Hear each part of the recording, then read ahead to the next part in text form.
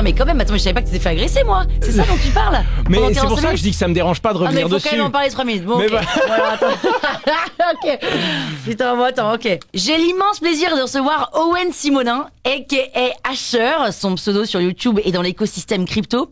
Asher, il coiffe tous les plus grands entrepreneurs au poteau. Il démarre sa mini-entreprise à 9 ans. En vendant dans sa chambre des trucs pour des jeux vidéo. À 14 ans, il lance un serveur Minecraft. Me demandez pas ce que ça veut dire. Et puis à 20 ans, il lance sa boîte qui s'appelle aujourd'hui Meria. Meria, Asher, tu vas nous l'expliquer, mais en gros, c'est une fintech qui propose d'acheter et de vendre des crypto-monnaies. C'est ça, en gros? En gros, c'est ça. Owen, toi, t'es un entrepreneur à succès, mais tu t'es surtout au démarrage fait connaître avec ta chaîne YouTube qui s'appelle Asher, qui est suivie par plus de 700, 800 000 abonnés, dans laquelle tu vulgarises la crypto, tu aides les gens à se mettre à la crypto. Bref, si vous cherchez une ref dans la crypto, si vous cherchez quelqu'un à suivre pour comprendre et vous voulez vous lancer, vous suivez Asher, vous suivez Owen. Owen, bonjour. Merci beaucoup. Merci pour l'invitation. Je suis trop content de te recevoir parce que c'est sans doute dans l'histoire de ce podcast la seule fois où vraiment je maîtrise aussi peu un sujet. Donc je me sens un peu vulnérable. Ah, c'est parfait. Donc c'est très agréable et en même temps un peu déstabilisant. Mais ça sert à ça. Exactement, donc je suis ravie. Donc j'ai 1000 questions. Mais avant de passer en mode c'est quoi une crypto, nanana, comment on fait pour nanana. J'ai besoin, Owen, que tu me racontes. Donc t'es jeune, t'as 27 ans. 28 maintenant. Et Attends, ça, mais jeune, 28, jeune, mais... t'es né entre janvier et mai? Oui. Ouais, c'est pour ça. J'avais fait mes calculs pourtant. Le Mais si 10 mai. jeune. Pourquoi jeune? Tu dirais pas que t'es jeune? Ouais, mais entre le moment où j'ai eu l'idée de ma boîte, j'ai baissé la tête, j'ai levé la tête, 20, Oui. 28, c'est... C'est passé vite. un cabis, 8 ans. Bam. Mais 28 ans, tu vas nous raconter quand même tout depuis le démarrage, Ah, ouais, j'espère depuis qu'on a le le temps. fœtus. Bien sûr. Mais est-ce que à 28 ans là, t'as pas l'impression d'être arrivé déjà à faire un gros morceau, ou est-ce que tu dis non, en fait, j'ai presque rien fait pour moi, j'ai encore wave fart aussi. Bah, c'est un peu paradoxal parce que non seulement j'ai pris conscience de ce qu'on a fait et j'ai conscience qu'on a fait un gros morceau, et d'un autre côté, de par la compréhension qu'on a aujourd'hui de notre écosystème et la position qu'on a et donc la visibilité, bah, je me rends compte qu'en fait, on pourrait refaire 10 fois ce qu'on a fait. Donc c'est du coup très paradoxal. Personnellement, je me suis rendu compte de ce qu'on a vécu et j'en suis très fier. Et d'un autre côté, aujourd'hui, je me rends compte que celui qui monte des marches pour monter des marches, il peut monter toute sa vie. Et donc c'est un entre-deux est-ce qu'on continue à courir pour courir parce que c'est le plaisir de courir, Oui. ou est-ce qu'à un moment, bah, il y a des points de stop et dans la vie, on doit peut-être se concentrer sur d'autres choses. Je sais pas, c'est une vraie grosse question. Et on va y revenir, mais donc t'as bossé comme un taré entre 9 et 28 ans. Oui. Est-ce que, Ouais. un peu à l'image, parce que on a vu le documentaire et tout de Squeezie, t'as pas eu de vie d'adolescent? Non, je pense pas. T'as mis du temps à répondre. Et pareil, je pense que Squeezie lui-même, le connaissant un petit peu, il le dit, j'ai mis certaines choses de côté, mais je voudrais absolument pas avoir un autre chemin. C'est pas la question, c'est... Oui, mais l'adolescent, au sens... Non, je pense que j'ai vécu. Je suis passé à côté de plein de choses que j'aurais dû avoir à cet âge-là, évidemment, mais parce que je n'avais Genre. pas les mêmes priorités. Des petits moments pour moi, ma vie étudiante, mes soirées de jeudi soir qui n'ont pas été suffisamment nombreuses, je pense. Des petits moments où on a dû être trop mature pour notre âge et où donc on se permettait pas certaines choses. On a dû grandir trop vite sur plein de trucs, mais d'un point de vue familial, j'estime vraiment que j'ai eu de la chance. Et plus je grandis, plus je fréquente des gens, plus je me rends compte de la chance de ce que mes parents m'ont donné. On a manqué de rien, mais on n'avait pas suffisamment pour ne pas avoir envie d'aller chercher plus. On était encadré, mais on n'était pas non plus restreint. Plein de petites choses qui font que je suis très content de l'enfance que j'ai eue. Et en parallèle de ça, j'ai quand même grandi. J'ai été à l'internat, j'ai eu mes moments forts de jeune homme et j'ai été très content de tout ça. Et puis je sais pas, j'essaye de pas trop regarder derrière. Évidemment, je regarde très souvent derrière pour faire l'analyse, pour essayer de me dire comment je peux faire mieux demain. Ça, c'est une base qui est importante, le feedback. Mais je laisse pas non plus certaines choses me freiner et je me dis que s'il m'a manqué certaines choses, j'irai les chercher plus tard, c'est tout. Super, quelle maturité, Owen, quelle maturité. Ah, faut arrêter, non, pourtant j'ai pris les cornes. Hein. On adore. Mais je trouve... Elles sont trop, moi. Non, moi je trouve que ça devrait être un peu plus... Écarté? Ouais, non, moi je pense, c'est ça les vraies cornes, non? Mais c'est des cornes de quoi? En vraies- enfer, le diable, il y a pas ça. Les cornes de diable. Mais est-ce que le Ah, diable voilà. a des cornes roses, déjà? Ouais, bon, La cornette, la cornette. c'est un très bon point. Ok, donc à 9 ans, je sais pas pourquoi je démarre à 9 ans, mais... Je sais pas pourquoi de 9 ans je sais d'ailleurs, pas. j'ai toujours Vas-y. fait un peu n'importe quoi. Bah oui. Démarrons, à quel âge on démarre? Mes premières bêtises, ça devait être dans ces eaux-là, ouais, juste avant le collège. Et alors, qu'est-ce qui se passe là? Je sais pas, je sais pas. Ah non, même pas à l'époque. Enfin, oui, je jouais à Pokémon sur ma. C'était même pas la Nintendo DS à l'époque, c'était la. Enfin bref, un Game Boy, ouais, c'est ça, une Game Boy Advance SP. Oui, je me souviens, version Ruby, attention. Non, j'ai toujours joué aux jeux vidéo et puis j'ai commencé à toujours bidouiller, à essayer d'acheter et de vendre des trucs à tout le monde, quoi. Mais genre de la limonade sur le bord de la route, quoi. Limonade sur le bord de la route. Le 1er mai, on allait cueillir le muguet pour le vendre et puis après des noisettes en Corse. Et t'essayais de le vendre 4 ? C'est exactement ça. T'avais déjà ou ça, alors en fait. juste, j'étais mignon, j'étais petit, je demandais 2 €, je les avais. Quand c'est pas le produit, c'est le service qu'on va payer. Donc c'était un peu ce que. Puis je sais pas pourquoi j'ai fait ça. Enfin, ma maman était artiste peintre, mon père était démineur à l'aéroport. Pas d'entrepreneur, sympa, quoique ma l'aéroport. mère, c'est quand même de l'entrepreneuriat, surtout que elle peignait sur des verres et elle vendait ça, mais enfin rien de. Je sais pas pourquoi, l'entrepreneuriat m'a piqué comme ça. Et puis après, je me suis dit, c'est parti, on y va. Et alors ? Et alors, toute ma vie, j'ai commencé à faire des petits trucs à droite à gauche, à bidouiller, jusqu'au moment où cette bidouille a pris de l'ampleur et les bêtises qui vont avec. Et ça m'a suivi toute ma vie, quoi. J'ai toujours fait ça, d'aussi longtemps que je m'en souvienne. Si on me laisse trop de temps libre, à un moment, j'essaye de vendre un truc. Ah, c'est marrant. Mais dans quel but ? Je sais pas. De gagner ? Ben non, c'est pas pour avoir des points, c'est pour en faire, je crois. Et d'ailleurs, quand j'ai des points, bah j'investis pour en faire encore plus. Donc ce qui me plaît beaucoup, c'est vraiment la machine de... je pense qu'il existe une transaction dans laquelle on serre la main à quelqu'un, la personne est contente du service, elle est contente de nous rémunérer, et nous on est content de se dire, avec cette rémunération, je vais pouvoir vendre encore plus de services. Mais donc, Owen, t'es jamais satisfait ? Non, j'ai pas besoin forcément de scale systématiquement tout. Si jamais chaque poignée de main est en fait une possibilité de... Oui, mais j'ai des business que je fais dans lesquels on n'est pas rentable et je le serai jamais, et c'est pas grave, on le fait parce que c'est cool, et je suis ok avec ça totalement. Avec mon frère, on a lancé des trucs on savait pertinemment au moment où on mettait le doigt dessus qu'on avait perdu du pognon. Mais ça te faisait marrer. Ouais, on a eu des trucs où on a investi on a essayé de créer un module de dispositif pour déplacer des explosifs. Attends, le problème c'est que quand on veut faire péter un explosif, on a besoin d'une certaine quantité d'eau en fonction de l'explosif que c'est. Et comme on a dans notre famille, on a des gens qui travaillent dans les forces de l'ordre, on a un oncle qui était au raid qui nous dit, nous, vous vous rendez compte, on a des squads de 5 gars, on a un mec, il est porteur d'eau. Quand on doit faire sauter une porte ou un truc, c'est stupide. Le mec surentraîné et tout, il est là, il porte de l'eau. Il nous faudrait un dispositif qui permettrait de splitter l'eau en différents compartiments pour que chacun puisse porter une petite partie et que ce soit pas encombrant. Super. Et là, on se dit, mais ce sera jamais rentable. Mais si t'as un client, c'est forcément le gouvernement ou alors c'est très encadré et tu vas devoir mettre beaucoup d'argent sans être sûr que Mais je me sens comme Iron Man, c'est parti, on y va, on va le faire. Et puis voilà. Bon, on a essayé, ça s'est pas bien passé, on a perdu de l'argent, tout était prévu. Mais c'est ce genre de choses qui font qu'en fait, comme ça nous amuse et comme on joue une partie, on n'est pas totalement systématiquement, évidemment sur nos gros business, parce que la réalité de la vie, à un moment c'est Darwin, quoi. Si tu payes pas les salaires, ça va vite s'arrêter cette histoire. Mais ça nous arrive, en tout cas dans des plus petites échelles, de nous dire non, mais on est comme ça. On le ferait peut-être différemment, à un autre rythme, avec une autre responsabilité. Mais on joue une partie, quoi. T'aimes créer, quoi. J'aime beaucoup créer. Est-ce que tu créerais autant sans ton frère ? Ce serait différent, parce que mon frère n'est pas du tout la même force que moi, niveau travail, niveau application, niveau... Toi, il est très structuré. Lui, c'est quoi ? Je pense que lui, c'est la préparation du dossier, la réflexion, la structuration de l'idée. Moi, c'est mais à un moment, faut faire de l'argent dans votre truc. Tu vois, et c'est vraiment le mélange des deux. Et d'ailleurs, mon frère quand on a lancé ma boîte Meria, qui avant s'appelait Just Mining et faisait des ordinateurs, la phrase de base, c'est écoute, si t'arrives à le faire, moi, j'arrive à le vendre. Ah oui, d'accord. Et on est vraiment parti là-dessus. C'était un peu le techos de nous deux. Et puis après, il y a eu plein de choses, mais lui, il est dans ses... On aime bien dire qu'il y a un homme clé par boîte. Moi, je suis sur mes sociétés, lui sur les siennes, et on mélange pas tout parce qu'on n'est pas pareil en termes de gouvernance, on n'est pas pareil en termes d'idées, on n'est pas pareil en termes d'exécution. Évidemment, on cautionne les idées de l'autre parce que sinon on n'avance pas. Mais à un moment, c'est chacun sa boîte, chacun ses merdes. Même si, in fine, quand il faut faire un dépôt en compte courant d'associé, ça reste quand même. on va là où on a de la liquidité, quoi. Mais sinon, on gère nos trucs de notre côté. Il y a une boîte qui fonctionne, vous êtes tous les deux dessus ? On a presque tout mis en commun ensuite. On a mis une holding et on a tout mis, ouais. Donc il y a pas mal de trucs qui sont splittés sur de l'opérationnel, mais d'un point de vue capitalistique, on partage les capitaux. C'est beau. Hein.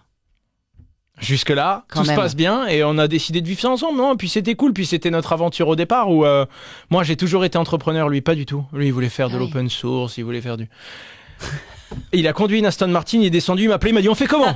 On fait comment? Et puis ensuite il a voulu créer sa boîte, mais comme il a 4 ans de plus que moi, il a créé avant moi. Et moi, 18 ans et un jour, des idées plein la tête.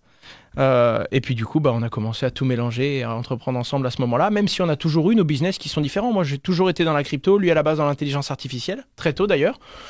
Et puis ensuite, on a investi sur tout plein d'autres initiatives et projets parce qu'on aimait bien les entrepreneurs qui étaient derrière, on aimait bien la vibe que ça dégageait, on se disait qu'on doit avoir une partie de plaisir dans ce qu'on fait. On choisit pas le rythme, on choisit pas la complexité de ce qu'on traverse, mais on peut quand même choisir avec qui est-ce qu'on va traverser toute cette merde. Alors on essaye un petit peu de se rapprocher des personnes qui nous ressemblent et puis de faire un petit bout de chemin.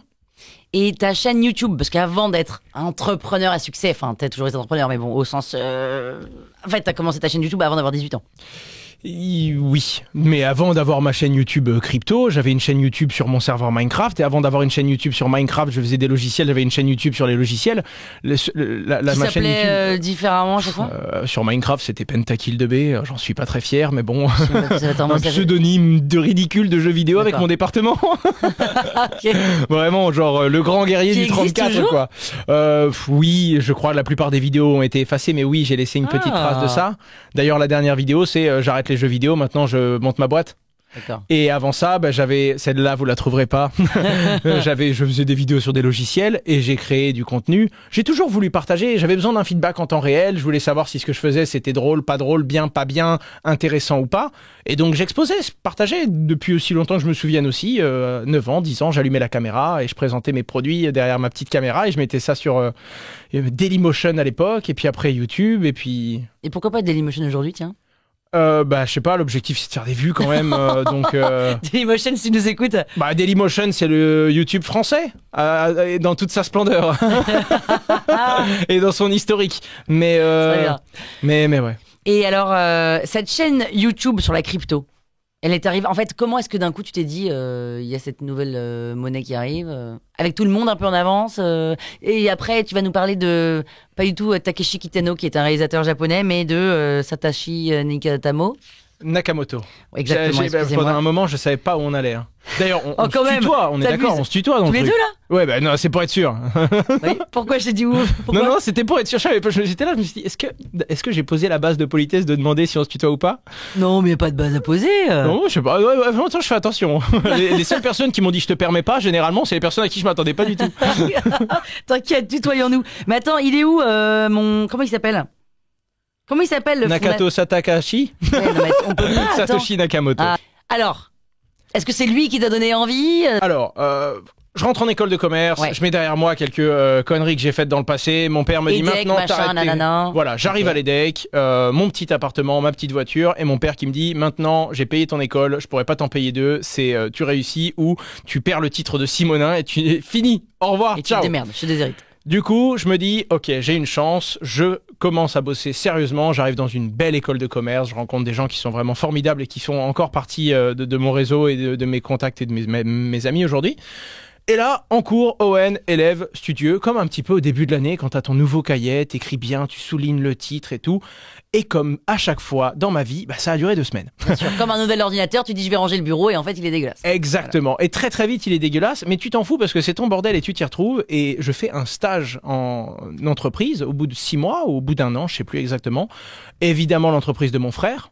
Évidemment. Grande entre 3 personnes, dont 2 qui se payaient pas. Oh, de temps en temps, il y avait une note de frais, mais on en était là, quoi. Et du coup, je suis le premier stagiaire directeur marketing de l'histoire de l'humanité. Ok. Bref. Les missions sont à définir. Ouais, je gère le compte Facebook, des trucs Oui. comme ça, enfin de haute responsabilité, quoi.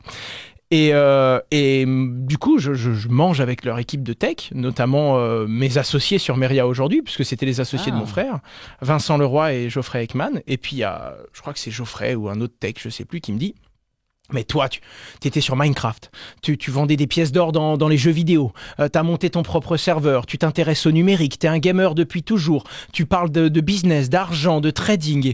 T'as jamais parlé de Bitcoin, c'est bizarre. Attends, parce que eux, ça c'était une boîte de bitcoin, eux? Non, ils étaient dans l'intelligence artificielle, rien à voir. Mais il me D'accord. dit pendant qu'on mange, Ok. il me dit mais comment ça se fait que tu parles pas de Bitcoin? Enfin, ça ressemble quand même. Hein. Je dis, qu'est-ce que c'est ça Bitcoin? Il me fait mais t'es sérieux? C'est une monnaie numérique, décentralisée, donc elle est contrôlée par personne, elle n'a pas de banque, elle a une vraie valeur, inviolable, induplicable, qui est contrôlée par le peuple, utilisée par le peuple et sécurisée par le peuple. Et en plus, ça explose et ça rend des gens riches sur Internet. Je fais arrête, tu m'as sorti tous les trigger words que t'avais possible là. Il fait non, je te jure, ça s'appelle Bitcoin, c'était créé en 2009, enfin discussion en 2008, création en 2009, et il y a un mec, Satoshi Nakamoto, il a publié, et là je lui pose toutes les questions de base. Je dis non, attends, je vais pas commencer à acheter une monnaie alors que je connais pas le créateur. Mais il me dit mais on s'en fout, c'est open source. C'est-à-dire que certes, tu sais pas qui a fait la boule de neige, mais maintenant il la contrôle plus. Tout le monde connaît les tenants et les aboutissants du système, donc tu peux y aller sans risque, c'est littéralement transparent. Je fais ok, mais il y a un moyen de le dupliquer. C'est un point, c'est numérique. Il y a un moyen de, je sais pas, t'en as 10 et tu multiplies, tu fais comme si t'en avais 30 et puis après, du coup, bah, tu fais effondrer le système et tu en prends le contrôle. Tout de suite, comment faire des points? Il me dit ouais, bah, essaye, tu vas voir. Rentre chez toi, essaye de dupliquer des points, tu vas voir, c'est pas aussi simple que ça. Et lui, il en avait du Bitcoin? Je sais même pas. C'était pas un gros. Je sais même pas. Non, c'était pas, pas du tout. Et du coup, bah, je rentre chez moi, je gérais encore mon serveur Minecraft à côté de mes études, vite fait, je faisais encore quelques vidéos sur les jeux. Et là, je lis ce truc. Et là, le white paper de Bitcoin, 9 pages blanches, qui en gros explique comment ça marche techniquement. Comme c'était en anglais que je parlais pas anglais, Google Traduction, donc je vous explique les traductions. Alors, la chaîne de blocs, enfin des moments merveilleux dans ma chambre étudiante. Et là, bah, là c'est la révélation. Gros tournant de ma vie, quoi. Une fois de plus, je suis pas la team Rocket, mais une fois de plus, j'étais certain que c'était ça qui allait tout bouleverser dans ma vie. Sauf que pour le coup, c'était vrai. Et là, c'est parti en bibrine à l'école. Je suis remonté de mon stage. En bibrine ? Complètement. Je sais pas ce que ça veut dire. Je vais plus en cours, je sais plus rien. J'ai plus envie d'y aller. Attends, mais ça vient d'où bibrine ? En bibrine ? Je sais pas. Je l'ai déjà entendu. Je l'ai réutilisé. Si c'est pas bibrine, je m'excuse pour celui qui a déposé le terme. Je sais pas. On connaît bibrine ici là ? Non, très bien. Ok. Non, mais c'est pour savoir si je suis. Mais maintenant, utilisez-le. On attend #bibrine. Mettez un like, un commentaire, et on suivra vos commentaires. Donc, B-I-B-R-I-N-E, quitte à choisir comment ça se dit. Autant choisir simple. Comment ça s'écrit aussi. Plutôt que 2 N. Ou un Y. Hein. Ouais, non. Après, on est en France, on aime bien faire des trucs. Mais donc, tu pars en bibrine ? Je pars complètement en bibrine, et puis en bibrine fort, comme on dit dans le jargon. J'ai plus envie d'aller en cours. Je me lève le matin, je me dis que j'ai pas dormi assez, et au lieu d'aller en cours, je me dis mais il faut absolument que je découvre cette nouvelle crypto.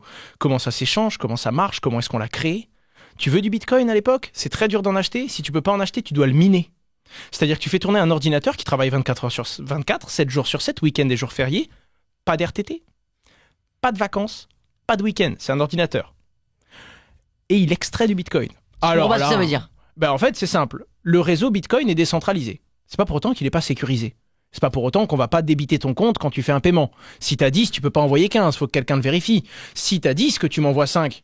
Bah t'as plus que 5, et moi je dois recevoir. Donc il y a quand même un système et un calcul qui va mathématiquement sécuriser le réseau et garantir son intégrité.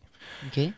Et comme c'est décentralisé, je me dis, mais si c'est pas une banque ou une banque centrale qui fait ça, qui gère la planche à billets ? Oui. Bah, ce sont des ordinateurs qui sont connectés, genre littéralement je peux connecter mon ordinateur au réseau, je le connecte, l'ordinateur va faire des calculs, donc il va chauffer, il va travailler. Il va fournir à la blockchain la preuve de son travail. Voilà, j'ai sécurisé les transactions, j'ai vérifié. La blockchain vérifie et va ensuite lui dire bon, ben, t'as travaillé 4 heures, je te paye 0,x Bitcoin. C'est ce qu'on appelle la preuve de travail. C'est le mécanisme technique et complexe qui permet à la blockchain de fonctionner. Mais moi, je me dis, mais attends, donc en gros, il y a un ordi, il travaille pour moi, et là, je génère 1,40 € par minute, là. Vraiment. Et genre, je peux mettre 2 ordis. 2,80 €. Et si le Bitcoin monte, ce sera peut-être plus demain. Et là, dans ma tête, là, les neurones, ils s'en sortaient. Enfin, c'est compliqué. Il y avait plus vraiment de choses qui comptaient autour de moi. Le soleil pouvait se lever, se coucher ou s'arrêter demain. C'était pas vraiment mon problème. Il fallait que je mine. Il fallait que tu mines. Pour être le premier ? Pas le premier, parce que... Mais pour être là. Voilà, ils le font depuis 2009. Mais en fait, il y a un système qui fait que plus tu arrives tôt, plus tu vas avoir de Bitcoin en quantité. Parce qu'il n'y en a pas indéfiniment ? Non. Il n'y a que 21 millions de bitcoins. Et aujourd'hui, il y en a 20 millions qui ont déjà été distribués par le minage et il en reste plus qu'1 million à extraire à peu près. Vite ! Attends, et moi je peux en extraire ? Tout à fait, n'importe qui avec du matériel informatique. Un Macintosh ? Alors oui, mais tu as tellement peu de puissance de calcul que ta chance de tomber sur un... Je peux dire, toi Owen, s'il te plaît, tu peux m'en miner ? Oui, et ça peut même s'acheter avec des ordinateurs. Alors, nous, chez Meria, on ne le fait plus. D'accord. Pour plein de raisons que j'expliquerai, mais on ne le fait plus aujourd'hui. Par contre, on peut acheter on appelle ça des ASIC mineurs. En fonction de la crypto-monnaie, c'est différents types de calculs, donc différents types d'ordinateurs. À la base, on peut toujours commencer par un simple téléphone ou un ordi, mais très très vite, l'être humain optimise. Il a pris un ordinateur, il s'est dit, bon, bah avec ça, je consomme 2 € par jour d'électricité, 5 € par jour de Bitcoin. J'ai qu'à éteindre l'écran. J'ai pas besoin de l'écran pour miner. Bon, ben 1 € par jour d'électricité, 5 € par jour de Bitcoin. Ben, en fait, la carte graphique, elle sert à rien. J'enlève la carte graphique, je mets 2 processeurs. Et du coup, petit à petit, ils ont fait des machines, ce qui fait que, oui, on peut miner avec un ordinateur, mais un ASIC, c'est un tube de processeur où il y a que ça. Les puces ont été pensées pour faire juste le calcul de Bitcoin, et il y a 2 gros ventilos. C'est dur de faire mieux, quoi. D'accord. C'est pour ça que oui, on peut miner avec son ordi, mais ne le faites pas. Vous allez dépenser 50 € d'électricité pour avoir 1 centime de Bitcoin. Et c'est pas intéressant. Attends, il y a un truc que je ne comprends pas bien. Le million qui reste là. Le fameux million. Ça m'intéresse. Comment est distribuée la supply, donc le nombre de Bitcoin qui circulent? On est jour 1, il n'y a pas de Bitcoin en circulation. Okay. On sait qu'il y en aura 21 millions, parce que c'est écrit dans le white paper, mais il n'y en aura jamais un de plus. Attends, et pardon. Les fameuses 9 pages blanches qui ont été publiées sur Internet, cette bible de la crypto et de la blockchain, publiée par Satoshi Nakamoto sur un forum. Mais lui, un jour, il a dit, bah tiens, il aura 21 millions. C'est lui qui a dit qu'il en avait 21 millions. Non, il a fait une règle mathématique. Il y a des gens qui se disent qu'à l'époque, 21 millions, étant donné que le centime, c'est 8 0 derrière la virgule, c'était l'équivalent. Derrière scientifique, quoi. On le pense. Maintenant, ça n'a pas été expliqué mathématiquement. Il a fait son système mathématique qui fonctionne, il a expliqué comment il tourne et il a dit voilà.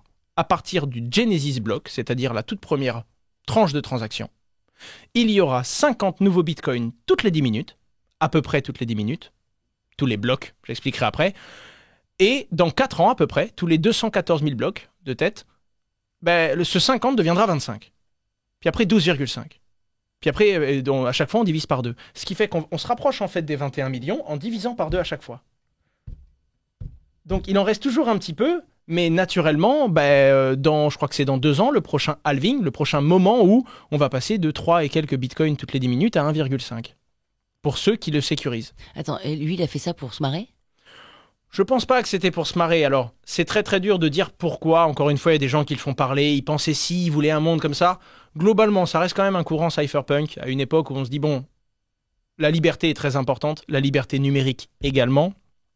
Et le contexte, c'est la crise des subprimes en 2008, où en gros, des établissements bancaires privés ont abusé et ont mis à risque des banques qui détiennent l'épargne d'acteurs privés. Okay. Et donc, on se retrouve dans une situation où en fait, y a des gens qui abusent et soit la banque fait faillite et on perd notre argent en tant que particulier, soit c'est l'État qui va les renflouer avec notre argent en tant que particulier. Là, il y a un abus. Et dans le tout premier bloc, et c'est la seule vérité qu'on ait, dans le tout premier bloc de transaction, le créateur a mis un petit texte, il a lié un mémo, et ce petit texte, c'est juste un article, je crois, du New York Times, qui dit pour la 2e fois, le gouvernement est sur le point de remettre la main à la pâte et de financer les banques. Pendant la crise Lehman Brothers et effondrement, tout ça. Lehman Brothers. Ça part en bibrine. Les frères Citron. Les frères Citron. Ils nous ont bien essorés, ceux-là. Et attends, il vit où ça... On n'en sait rien du tout. C'est un pseudonyme. On ne sait pas si c'est un homme, une femme, un groupe de personnes. Non. C'est un pseudonyme japonais, mais en réalité, il a une écriture très anglaise, un anglais très, très, très british. C'est merveilleux. C'est une histoire complètement folle. Et lui, il est millionnaire ? Milliardaire. Ça, il fait top 5 ou top 10 des fortunes du monde. Par contre, ces bitcoins, elles sont sur une adresse, probablement plein d'adresses. Il en a 1 200 000 référencés, donc 5% des bitcoins en circulation. Ouais. Il n'en a jamais touché un seul. Pourquoi ? Parce qu'il s'en fout. On sait pas. Depuis 2013, il donne plus de nouvelles. Il a dit qu'il reviendrait un jour s'il y avait un problème. Et puis il a dit non. Et lui, il a dit voilà, je crée un truc pour l'humanité, c'est pour vous. Les gens se disent ouais, c'est ça, mais un jour ton truc, il va valoir du pognon et tu vas le vendre. Je sais pas, mais il a atteint les 110 milliards, il en a toujours pas touché un quand même. Voilà. Attends, mais ça ne t'arrache pas le cerveau de pas savoir qui c'est ? Mais c'est pour ça que j'allais plus en cours.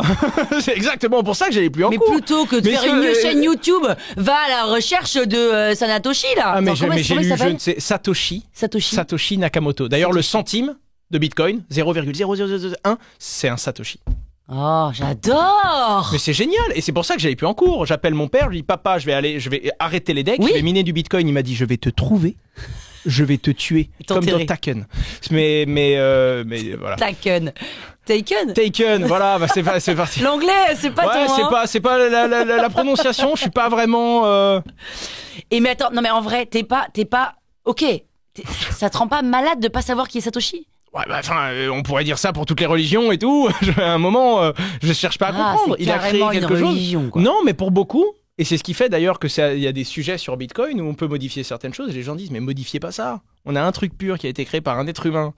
En fait, on n'a pas envie de savoir qui c'est. On veut pas savoir qui c'est. On Non. espère qu'on saura jamais qui c'est. Oh non. Mais parce Bon, que au moins, on sinon est ça lui sûr donne qu'il une existe. connotation, Dieu, pardon, ça mais lui on n'est pas donnerait sûr. un axe politique, son avis serait très important. Et puis même sans ça, il bouge un seul Bitcoin. Ça veut dire deux choses. Un, il est en vie. Deux, il va peut-être vendre. Instantanément, effondrement. Eh ben, effondrement. Mais ça me plaît qu'on sache pas qui c'est. Je pense que ça fait partie du truc. Il est au-dessus de tout ça. Il a créé un outil qui est complètement formidable, qui est inarrêtable, qui s'en fout de votre couleur de peau, de votre religion, de ce que vous avez entre les jambes, qui donne les mêmes droits à tout le monde. Il a créé l'unicité numérique, le mec. Et en parallèle de ça, son truc, ça vaut 100 yards. Et alors qu'il a dit qu'il était là pour créer quelque chose de beau, il a pas touché un centime. Mais c'est magnifique. C'est extraordinaire. Oui. Alors attention, c'est magnifique. Modulo le fait qu'il ait peut-être 50 millions de côté, qu'il les ait vendus, j'en sais rien. Mais oui, de mais ce dans que l'on l'idée, peut voir, oui. et en plus son adresse est publique. Donc là, maintenant, tout de suite, sur mon téléphone, on peut regarder son compte. Bien sûr, c'est transparent. Donc s'il en bouge un là maintenant tout de suite, en vrai on va arrêter le podcast, j'ai du boulot. Là, mes clients vont m'appeler en mode il se passe quelque chose, mais c'est quelque chose d'extraordinaire, ça n'a aucun précédent. C'est vraiment extraordinaire ce qui s'est passé avec la blockchain et la création. Notamment l'histoire et un peu le mythe, je pense qu'on peut le dire. Le côté religieux, non, c'est trop extrême, je pense, mais le mythe autour de Satoshi Nakamoto, cette personne, ce groupe de personnes, Quoi, ce groupe de personnes? on sait pas, autant c'est un pseudonyme qui est utilisé par 20 personnes qui ont développé ça. Et ça veut dire quoi, Nakamoto, en japonais? Rien, je sais pas. Je Non, crois t'as pas fait de recherche? Non, oui, il me semble que moi, ça veut y est, rien dire. là, Non, je pars. c'est un pseudonyme, ça n'a pas de signification particulière. D'ailleurs, si on tape Satoshi Nakamoto sur Internet, on va voir un pauvre japonais du nom de Satoshi Nakamoto. Qui existe? Non, oui, mais il a été pris pour cible par les médias parce qu'ils pensaient que c'était lui, mais c'est pas lui, c'est un ancien militaire qui avait du mal à payer ses retraites. Ses traites, pardon, ah oui, t'as vu ça part en bibrine sur beaucoup de choses. Mais en fait, c'est pas l'anglais, c'est le français aussi, t'as vu? C'est la totale. Mais dans le doute, quand j'y arrive pas, je crée T'as des raison. mots. Non, mais ce qui est intéressant là-dessus, c'est que il y a des vraies belles valeurs qui ont été... J'aime bien dire qu'on a été très très loin dans la technologie et pourtant quand même très proche de certaines vraies valeurs humaines. Et c'est pour ça que quand on voit la blockchain aujourd'hui, le bitcoin, les autres cryptos qui montent, qui descendent, oui, mais... C'est pas parce qu'il y a eu la bulle internet qu'internet a pas changé le monde. C'est pas parce qu'il y a des gens qui traitent des chiens colorés en NFT 25 000 $ que la blockchain c'est pas dingue et que ça va pas changer le monde quand même. Alors, bon, justement, Allons. Bitcoin, crypto, blockchain, imagine que j'ai 4 ans et demi. Ouais, d'accord. Non, ouais. mais en gros, blockchain, La blockchain est une nouvelle façon de gérer l'information. parfait. Bitcoin, C'est la première application de cette technologie. c'est une monnaie. Pour moi, oui. Selon Aristote, oui. Après, selon Tu Christine Lagarde... prétends être Aristote. Non, mais selon les fonctions de la monnaie, je dirais oui. Selon D'accord. Christine Lagarde ou une banque centrale, je dirais non. Ok, on va dire monnaie. Crypto. Crypto. C'est le fait qu'elle utilise du coup une blockchain pour circuler, pour être échangée. Elle n'utilise pas une base de données basique. On utilise cette façon de gérer l'information pour se l'échanger, avec évidemment des préceptes mathématiques et cryptographiques. Combien de monnaies différentes il existe? Des millions, des dizaines de millions. Et est-ce facile de créer une monnaie? 3 clics. Son nom, une image, et on peut créer... Je peux créer la pénouche Alors là, j'ose espérer que c'est le bibrine qu'on va créer, vu Ah oui, bien sûr, l'introduction on va qu'on a créer le fait. bibrine direct. Mais ouais, n'importe qui. Et puis d'ailleurs, enfin, tout comme on peut prendre une feuille, colorier cette feuille, couper, faire des petits cubes et se dire c'est notre monnaie à nous dans cette pièce, on se paye avec ces points. Non, mais moi j'aimerais que les gens achètent notre bibrine. Ah ben moi j'aimerais aussi que les gens acceptent les points que j'ai coloriés mais ce que je veux dire c'est que tout le monde peut créer une monnaie. C'est juste un consensus avec d'autres utilisateurs, dire bon ben ça c'est nos points. Venez, on échange avec nos points. La blockchain, c'est juste une façon de les faire circuler. Mais on pourrait créer une base de données, connecter 20 personnes à la base de données, créer 1000 bibrines et en distribuer 100 à 10 personnes. Et ça vaudra de l'argent? Bah ça dépend. Est-ce que j'arrive à dire... Alors je vous promets que dans cette salle, avec les points qu'on a créés entre nous, ça aura de la valeur. Et le problème, c'est que Bitcoin, il est là en mode, je vous demande pas que ça ait de la valeur. On va au début, les points, les ordinateurs sécuriser le réseau pour avoir Ouais. des Bitcoins, mais ça valait rien. Ça valait rien du tout. Les gens étaient juste là en mode, oh c'est cool, c'est un système qui permet d'échanger. C'est l'offre qui fait que ça crée de la valeur. Voilà, c'est l'offre et la demande. Et c'est parti complètement en couille, je pense qu'on peut le dire. Mais complètement. en Mais couille. complètement. Jusqu'au, je crois que c'est en 2012 où il y a eu la première vraie valeur officielle de Bitcoin. C'est un développeur, Nick Szabo, si je dis pas de bêtises, qui a acheté 2 pizzas pour 10 000 Bitcoins. Attends, comment ça? Bah, il a dit ouais, je cherche quelqu'un qui accepterait de me vendre à manger contre des Bitcoins. Ça valait rien à l'époque. Ok. Et il y a un mec qui a dit sur un forum, Un écoute, mec, un pizzaiolo. ouais, il a dit ouais, c'est parti, moi je te fais 2 pizzas. Et tu me donnes 10 000 bitcoins. Ouais, ça valait rien du tout. Et du D'accord. coup, bah, Nick Szabo, le développeur, il a donné 10 000 bitcoins pour avoir 2 pizzas. Et depuis, c'est en mai d'ailleurs, chaque année, il y a le Pizza Day. C'est un jour où, globalement, nous, ce qu'on a fait dans la ville de Metz, c'est qu'on a acheté des cartons de pizza à brander avec notre boîte et qu'on en a distribué à toutes les pizzerias qui voulaient jouer le jeu. Et du coup, bah, c'est l'histoire du Pizza Day. C'est la première vraie valeur officielle où, en tout cas, là, il y a sûrement eu des transactions avant, mais qui a été médiatisée, où Bitcoin valait un 5 millième de pizza. Vous Sa êtes des première valeur. dingues. hein. Ah ouais, je suis presque sûr que toutes les monnaies ont eu une première transaction et je suis pas sûr que ce soit plus glorieux qu'une pizza. Et Nick Szabo, c'est une autre insulte que Nick sa mère ou quoi? Non, c'est son nom et C'est son son vrai prénom. Non, je te laisse avec ça. Je me désolidarise de ses propos. Salaud. Ok, et par exemple, Trump a créé sa monnaie. Voilà, on en est sur le. Venez, on colorie une feuille, on la coupe et on l'échange entre nous. Peut-être que ça vaudra de l'argent. Bah, je Attends, suis quand ça même vaut le président des États-Unis. 8,95 là aujourd'hui, ce matin, il y a 17 juin là. C'est parti de rien, c'est monté à $70, ça s'est réeffondré. Et c'est juste que c'est le président des États-Unis qui a lancé ça. En plus, c'est un meme coin. Il le dit lui-même. Oui. Ça sert à rien, c'est pour rigoler. C'est quoi un meme coin par rapport à un... Un meme coin, normalement, il est basé sur un mème. Donc sur la culture internet, d'une image particulièrement connue comme le Shiba Inu, qui a fait le Dogecoin, qui était la première. Et à la base, le premier meme coin, c'est juste que d'un coup, il y a eu Bitcoin. Ça a tellement bien marché. Tout le monde a lancé sa crypto. Et il y a un développeur qui dit, je trouve ça dommage. Chacun lance sa propre blockchain. Tout le monde veut être le nouveau Bitcoin. On a une belle chose et vous voulez juste la copier. Et tout le monde se bat en disant, oh, le Bitcoin killer, ce sera moi. Et il a dit, bah, moi aussi, je vais faire un truc. Ça sert à rien. C'est une tête de chien sur un coin. Et ça, on va devenir riche avec ça. Mais à la base, c'était une blague. Sauf que c'est la blague la plus lucrative de ce siècle, probablement. Parce que le truc, c'est toujours l'une des 10 plus grosses crypto-monnaies. Et il a tellement bien fait ça, le développeur, qu'elle est quand même rare. Pour en obtenir, il faut l'extraire. Il y a un système de minage aussi. Donc, celui qui en veut, soit il le paye, soit il doit l'extraire. Mais l'extraire, c'est juste faire marcher les ordinateurs toute C'est la ça. nuit. On dit mineur, en fait. Parce Ouais. que, à la base, tu connectais ton ordinateur et tu savais pas si tu allais taper un bloc. En fait, la blockchain, c'est toutes les 10 minutes, tu as une nouvelle page de transaction. Ok. Et pour que ce soit sécurisé, toutes les 10 minutes, on va choisir un mineur, quelque part dans le monde, un ordinateur, quelque part dans le monde, au hasard. En gros, toutes les 10 minutes, c'est comme un gros contrôle de classe. Tout le monde a une copie, il y a une équation avec des inconnus. Et les ordinateurs, ils font des calculs. Ils remplacent tous les X par 1, 2, 3, 4, 5, 6, 7, jusqu'à trouver le résultat.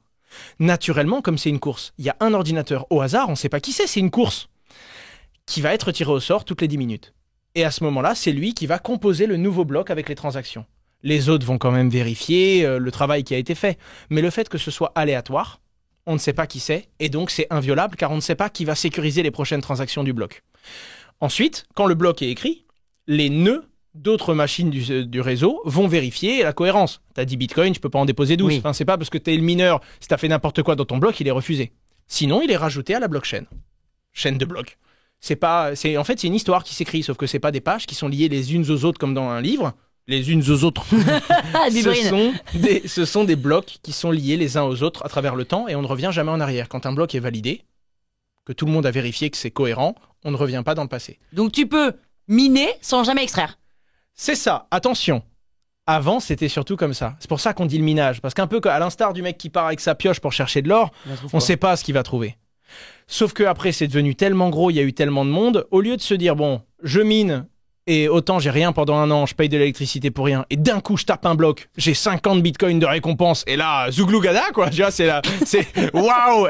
Moi j'en ai plein d'autres si vous voulez, hein, des expressions comme ça. On adore.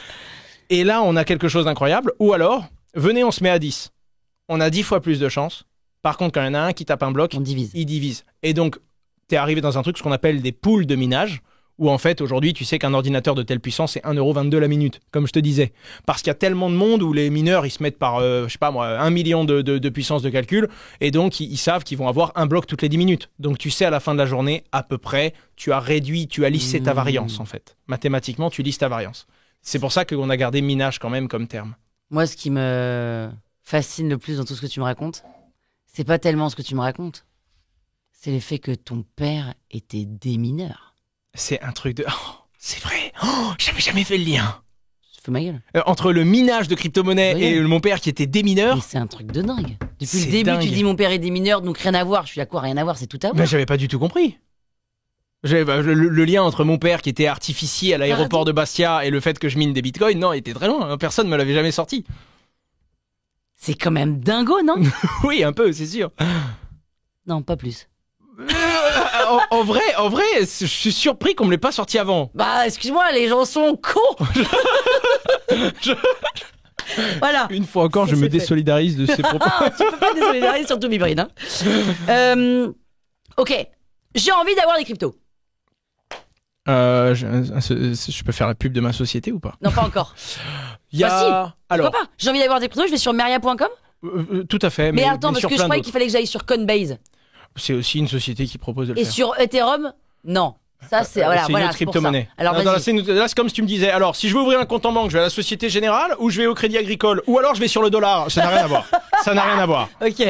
Alors, globalement, aujourd'hui, pour acheter de la crypto-monnaie, il faut, en tout cas en France, aller vers une entreprise qui est régulée et qui s'est enregistrée auprès de l'autorité des marchés financiers qui a le droit de le faire. Genre Meria.com, Meria. Tu peux en Meria.com citer qui trois est, autres. cette fois-ci, ceci n'est pas un conseil d'investissement, investir comporte des risques de perte partielle ou totale de capital. 1,34€ la minute, voire modèle. Non. Ce que je veux dire par là, c'est qu'il faut aller vers une société qui a le droit de le faire Ouais. et qui va évidemment vous faire passer ce qu'on appelle le KYC. Donc validation d'identité, également ce qu'on appelle la coloscopie dans le milieu, parce que globalement on est en France et c'est comme ouvrir un compte en banque. Pièce d'identité, justificatif de domicile et origine des fonds et normal. On vient Origine des vérifier fonds, si vous c'est-à-dire blanchissez pas d'argent. Si quelqu'un il vient acheter 5 000 € de crypto-monnaie, il va devoir juste justifier qu'il a un salaire et puis c'est tout. Oui, d'accord. Quelqu'un qui veut acheter 10 millions d'euros de crypto-monnaie, on va lui demander l'origine de ses fonds, comment est-ce qu'il a gagné cet argent et être certain en fait qu'on n'est pas En train de blanchir. en train de blanchir. Normal. Normal, tout à fait. Ok. Non, pas normal. Alors, oui et non. Oui, c'est normal et je vois les dérives qu'il y aurait sans aucun contrôle et donc je ne suis pas pour qu'il y ait aucun contrôle. Je ne suis pas pour le Far West. Notamment ceux qui ont vraiment envie qu'il n'y ait aucune trace sont souvent des gens qui ont des choses à cacher. Bien sûr. Maintenant, d'un autre côté, Chacun ça fait veut ce qu'il quand même veut. dire qu'on n'a pas le droit d'acheter ce qu'on veut avec son argent sans rendre des comptes. C'est ça. Non, mais on n'a pas le... non, mais ça veut dire que est-ce qu'on a le droit de l'avoir un peu comme on veut, cet argent? En fait, c'est un... C'est ça. Et là, pour le coup, est-ce qu'on a le droit d'être totalement anonyme? Est-ce qu'on a le droit d'être... Je ne peux pas répondre à ces questions et j'ai des sentiments qui sont réellement partagés. Mais quand on me dit qu'on va peut-être un jour enlever le chiffrement des messageries parce qu'il y a quelques narcotrafiquants qui l'utilisent, on va interdire le chiffrement et la vie privée, bah moi je suis contre par exemple. Et à ce moment-là, j'enverrai mes messages sur la blockchain. Oh là là là. Ah oui, Attends. parce que ça sert pas qu'à envoyer de l'argent, hein. C'est ça qui est dingue. Mais alors avec ce voilà, truc. mais ça là on parle que d'argent parce qu'en Mais oui, fait, mais c'est ce qui intéresse les gens, c'est l'usage le plus évident, c'est pour échanger. Donc on on peut commence par envoyer de échanger de la l'amour sur la valeur. blockchain. De l'amour, on peut envoyer des poèmes sur la blockchain, bien sûr, on peut envoyer du texte. Mais Et à le quoi ça premier sert poème que Satoshi Nakamoto nous a envoyé, c'est C'est l'article 9 pages. de Lehman Brothers, Les frères Citron. des frères Citron. Oh, ça va être incroyable. Ok, je vais donc sur Meria.com, qui Voilà. est une fintech, qui est Tout une à sorte fait. de banque de crypto. Exactement. Voilà. Pour faire très très simple, oui, le terme banque ne serait plaît pas pas. enfin, l'autorité des marchés financiers nous regarde comme ça, mais c'est un prestataire de services sur actifs numériques. Ok. Descoin également, qui est une boîte de notre groupe. Il y a CoinHouse, un acteur français qui fait ça depuis très longtemps et qui avait une boutique en physique pour vendre des bitcoins Ah ouais. à l'époque. Coinbase, coté en bourse aux États-Unis. Binance, l'une des plus grosses plateformes d'échange au monde. Bitpanda, qui est un gros acteur qui propose également des métaux précieux. Plein. Finari, qui permet justement d'avoir d'agglomérer tous ces différents soldes et qui vendent également de la crypto-monnaie et d'autres actifs. Il y a plein de sociétés, pas seulement les nôtres Bon, ok, évidemment. mais moi j'ai envie d'aller qui sur peuvent le Meria. faire. Alors si vous avez Allez, envie d'aller sur Meria, vraiment, D'ailleurs, pourquoi j'irais plus chez toi que chez le voisin? en fait ça va vraiment dépendre de qu'est-ce qui intéresse le plus, la facilité d'accès, les frais, la capacité de générer des intérêts sur ces crypto-monnaies ensuite. Mais tout le monde fait la même chose, non? Oui, mais c'est rare d'avoir tout au même endroit. Donc toi, dans quoi t'es pas bon? Dans quoi je suis pas bon? Nous, principalement, notre métier, ça va pas être l'on-ramp. On a beaucoup Pardon de l'achat vers l'euro. Quelqu'un qui veut acheter 1000, 5000 ou 10 000 euros, oui. Quelqu'un qui veut acheter des millions d'euros des très gros porteurs, généralement, ils passent par des deals OTC très précis où ils ont leur propre plateforme, ils vont eux-mêmes acheter au marché et ensuite ils déposent chez Meria pour générer des intérêts. D'accord. Si je devais me donner une grosse lacune sur la plateforme de Meria aujourd'hui, on sait évidemment faire des frais avantageux sur des gros montants, mais notre métier, il n'est pas là. On propose l'achat et la vente parce qu'on doit rentrer en relation avec les gens. On est encore mieux d'ailleurs sur de la vente, quand les gens veulent repartir sur de l'euro sur leur compte. Notre métier à nous, c'est de générer des intérêts et de faire travailler le portefeuille. Très bien. Donc je vais sur Meria parce que j'ai envie de générer des intérêts et de travailler le portefeuille. Tout à fait. Et là, on a 3 métiers. Un métier on-chain, très technique, très complexe, mais qui est celui de notre expertise. Le métier basique de plateforme, les gens viennent, ils se connectent, ils achètent, ils échangent, ils cliquent sur générer des intérêts, et bref, comme on va gérer son compte, finalement son portefeuille d'actions, sauf que nous c'est des cryptos, et les cryptos on va les bloquer dans des contrats pour sécuriser la blockchain. Un peu comme si on les bloquait sur des contrats de mining pour pouvoir extraire les nouvelles rémunérations que la blockchain va distribuer. Okay. Et ensuite, on a la partie totalement clé en main qui est je viens chez vous, j'ai 30 000 euros, c'est un mandat sous gestion et notre équipe de gestion va gérer votre portefeuille pour vous. Trop bien ça. Voilà. Et tu me garantis quelque chose? Je ne garantis rien du tout. Tu absolument peux me garantir même je peux perdre donc. Totalement. Et je vais même dire mieux, mes clients viennent pour avoir de la volatilité, donc celui qui est pas prêt à perdre, il doit vraiment pas s'adresser à nous. Notre portefeuille le moins risqué, il est à 20 ou 40% sur Bitcoin. Donc, non, les gens qui viennent chez nous sont des gens qui veulent s'exposer aux crypto-monnaies. On a 3 mandats, du plus, on va dire, stable au plus dynamique. Et dans le plus dynamique, c'est un peu moins de Bitcoin et beaucoup plus de petites crypto-monnaies bien plus risquées et bien plus volatiles. Et tu dis, c'est marrant, tu dis s'exposer aux crypto-monnaies. C'est exactement ça. C'est vraiment ça. Bah après, j'ai quand même été façonné par l'autorité des marchés financiers, j'ai appris tous les trucs. Non, je suis pas obligé de dire ça, c'est pas vrai, mais pour moi, c'est une exposition crypto. Et d'ailleurs, on veut pas de clients qui viennent en mode est-ce que c'est risqué ou... Si vous en êtes là, vous ne venez pas dans les crypto-monnaies, c'est pas le but. C'est au contraire, si vous avez une conviction long terme, parlez-nous-en, dites-nous ce que vous avez en tête, on verra si on a un produit qui vous ressemble. Mais on veut pas avoir un client qui claque des genoux dès que ça bouge, parce que des moins 20% dans la crypto-monnaie, ça peut être journalier. Hein. Donc on construit des portefeuilles sur 3 à 4 ans, et on a des clients qui nous suivent depuis du coup 2018-2019 quand on a commencé ça. Alors attends, question bête. Je te donne 1000 euros. Oui. Tu me donnes X Bitcoin. Par exemple. Par exemple. 0,X Bitcoin. Voilà, oui. Ça perd 20%. Oui. Ah, vous avez perdu 200 euros. Voilà, c'est tout pour moi, salut. Voilà. Non mais, imagine je perds les 1000 balles. Pour perdre les 1000 balles, faut que Bitcoin meure. C'est pas pareil. Je peux ne pas... Attends. Pour qu'il valent 0. Ah, donc si je mets 30 000 euros, je peux ne pas perdre 30 000 euros. Bien sûr. Et c'est quand même le but quand on investit. Bah oui. Enfin, moi, ça m'est quand même assez rarement arrivé d'aller en bourse et de me dire je vais acheter cette action parce que j'espère qu'elle va mourir. Non. Généralement, je suis quand même là en mode avec un peu de chance, mais ça peut aller dans le sens. Mais casser la gueule sévère et mettre du temps à rebondir. Tout à fait. C'est ça. Mais en attendant, il y a des crypto-monnaies qui meurent, littéralement. C'est-à-dire que le projet est abandonné, 0,00001 centime, ça vaut plus rien. Okay. Ça, c'est possible. Maintenant, sur Bitcoin, j'ose espérer, en tout cas, c'est pas la position ni de BlackRock, ni de Wall Street, ni des États, ni des régulateurs, ni des entreprises, ni des particuliers aujourd'hui. BlackRock, plus gros fonds d'investissement au monde, qui se... Pardon de pas être au courant, oui. Non. Ouais, c'est... On va couper ce passage. Je crois que c'est 11 000 milliards ou 14 000 milliards. D'accord. En gros, ils ont tout. Ils ont sûrement des choses dans cette pièce, on leur a acheté à eux, on le sait pas, enfin directement, je veux dire, mais... BlackRock qui a fait un ETF, donc un produit structuré, enfin non, c'est pas un produit structuré, mais un produit régulé qui permet aux institutions d'acheter et d'investir beaucoup plus facilement sur Bitcoin. Okay. L'ETF a capté plus de liquidité que l'ETF sur l'or de BlackRock. Bitcoin a été le gros succès de BlackRock l'année dernière. D'accord. Et donc voilà, aujourd'hui, de Wall Street, en passant par certains États, comme le Salvador, qui font carrément de Bitcoin une monnaie légale, jusqu'à mes petites convictions... On peut acheter son maïs totalement, au Salvador, ouais. Oui, je crois que c'est encore possible. T'es allé ? Non, j'ai pas été au Salvador. T'as pas envie d'aller au Salvador pour payer ton maïs J'irai au Salvador, oui. Mais grave. Je suis certain. Il faut un peu plus de temps, mais c'est une chose que je ferai dans ma vie, ça c'est certain. Mais pour aller au Salvador ou pour payer ton maïs en Bitcoin ? Non, mais c'est même encore pire que ça. Ils ont pris de l'énergie géothermique pour pouvoir miner. Ils ont fait des fermes de minage spécialisées avec de l'énergie sur place. Au Salvador, c'est Cryptoland. Et ça a marché. C'est-à-dire que le gouvernement, avec de l'argent de l'État, il achète du Bitcoin tous les jours. Et le FMI Fonds monétaire international, qui du coup fait des prêts à certains États, etc., ils leur ont dit attention, on va pas vous soutenir. Mais il a dit mais attendez, j'ai multiplié par 4 l'argent de. Attends, qu'est-ce que tu fais ici? Pourquoi t'es pas allé voir au Salvador encore? Je comprends pas. T'es là, rêve des cryptos sur YouTube. Tu vas même pas au Salvador, là on peut manger son maïs. Mais c'est le truc, les gens me voient comme un youtubeur qui crée du contenu. En vrai, aujourd'hui, okay. on a 100 CDI, on se lève tous les matins, il y a des problèmes, il y a des boîtes, il y a des ci, il y a des là, et puis il y a plus souvent des problèmes que des bonnes nouvelles d'ailleurs, parce que c'est notre métier de les gérer, je crois bien. Bien sûr, mais t'es en train de dire que t'as pas le temps de prendre une semaine de vacances. Oui, mais quitte à avoir une semaine de vacances, je veux rentrer à la maison, je veux dormir, j'ai pas besoin d'aller au Salvador pour visiter des fermes de Bitcoin, c'est ça que je veux dire. Non, c'est un rythme qui est quand même assez dingue, je commence à m'en détacher un petit peu et j'arrive à retrouver un petit peu de temps, mais depuis que j'ai commencé, je sprint quand même. Vous êtes 100 là? Un peu plus, sur toutes les boîtes, on est 125, 130 CDI. C'est quand même bien géré, sinon t'aurais pas le temps d'être ici. Non, totalement. Et puis comme je dis, un homme clé par boîte. Je gère pas tout, là je parle des boîtes dans lesquelles on est opérationnel et donc on gère dans notre groupe. Mais par exemple, la H Consulting, qui est notre boîte de communication, qui est une boîte luxembourgeoise, qui elle est gérée par Maxime Baron, qui est notre CEO. Et tu fais quoi? Ça fait quoi cette boîte? Communication, stratégie, marketing et positionnement. Elle transforme votre quoi. pseudonyme en elle vous crée en marque. Non, j'ai pas le slogan exact, mais c'est un peu le but. Oui, mais que dans la crypto-monnaie. Ah. Uniquement.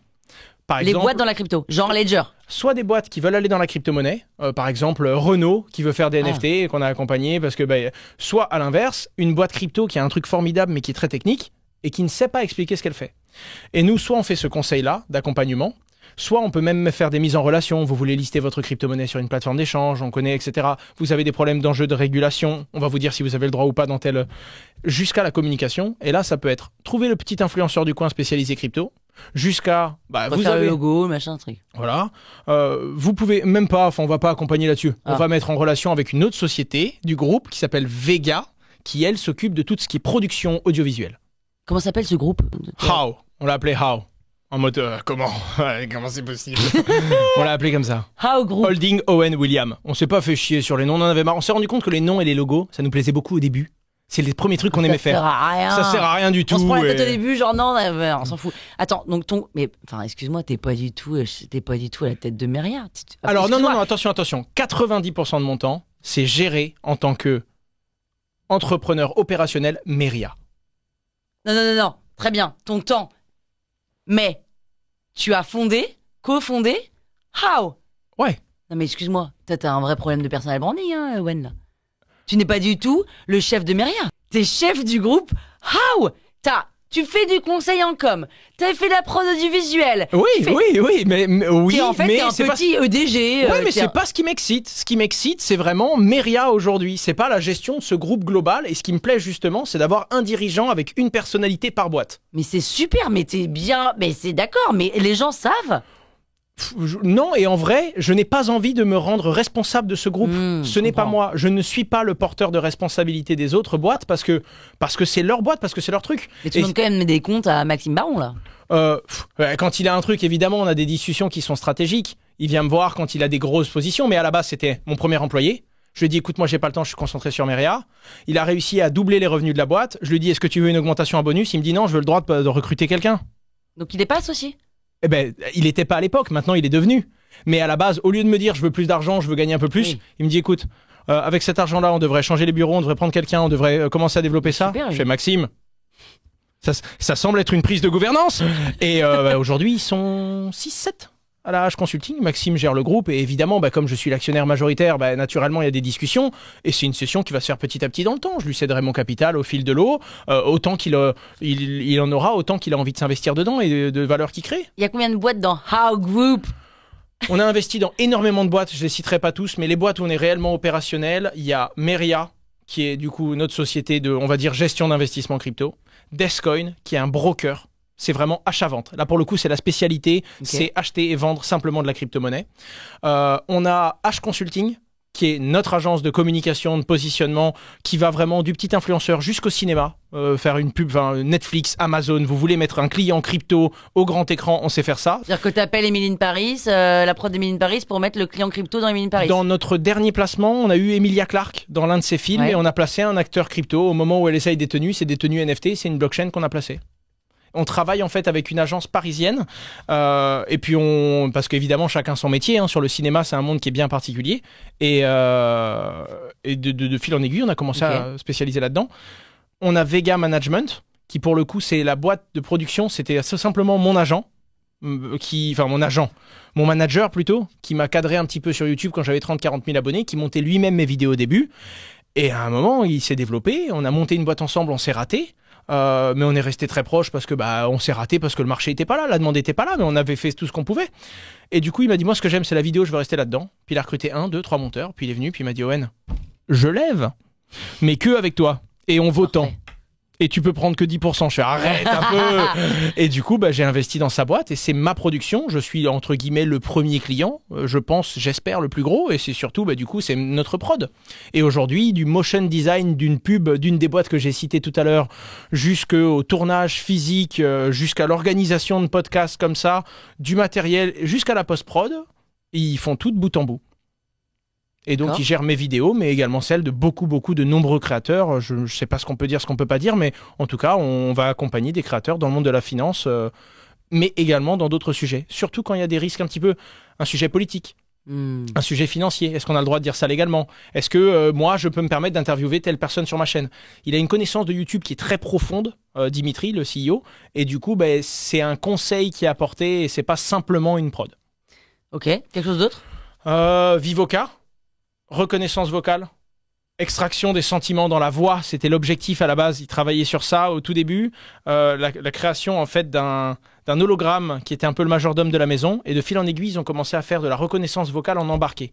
Pour faire simple, Siri c'est bien, mais c'est connecté à Internet. Sauf qu'une borne McDonald's, elle doit être capable de le faire en local et elle doit être capable de comprendre la demande à l'oral sans être connectée à Internet. C'est pas le même logiciel, c'est pas la même taille, c'est pas le même espace, notamment avec l'intelligence artificielle qu'il y a aujourd'hui.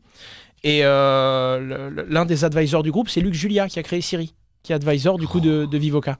Et ça c'est la boîte mère de mon frangin, et plein d'autres initiatives qui ont été plus ou moins grosses. Il y a eu Tada dans la crypto-monnaie qui a été lancée par mon frère à un moment. On a plein d'autres boîtes sur lesquelles on a pris des prises de participation minoritaires, mais je pense que j'ai cité les boîtes sur lesquelles on est principalement actif, oui. Il y en aura toujours quelques-unes où... Et puis après, on a investi pour diversifier beaucoup de choses. Attends, c'est pas fini. Mais c'est que le début d'ailleurs. Oui, c'est que le début, c'est sûr. Mais ce que je disais tout à l'heure, c'est que il y a le côté opérationnel et on peut pas être opérationnel partout. On s'est rendu compte quand on gérait toutes les boîtes qu'on faisait ça mal. C'est pour ça que c'est très très bien que moi je gère mes réa. Évidemment, quand il y a un problème sur le groupe, quand il y a une levée, on partage le réseau, on va mutualiser la force qu'on a. Mais en attendant, Descoin, c'est Robin Charlier, il gère sa boîte comme il entend. Moi je suis là quand il me demande mon avis, quoi, et quand on veut leverager un peu tout ça. Et toutes ces boîtes sont à Paris ? Pas du tout, toutes ces boîtes sont à Metz, 80%. Même plus. En fait, sur les 130 personnes qu'on a dans le monde, il y en a 120 à Metz. Ok. Tu recrutes que des gens à Metz ou c'est des gens qui se déplacent après à Metz ?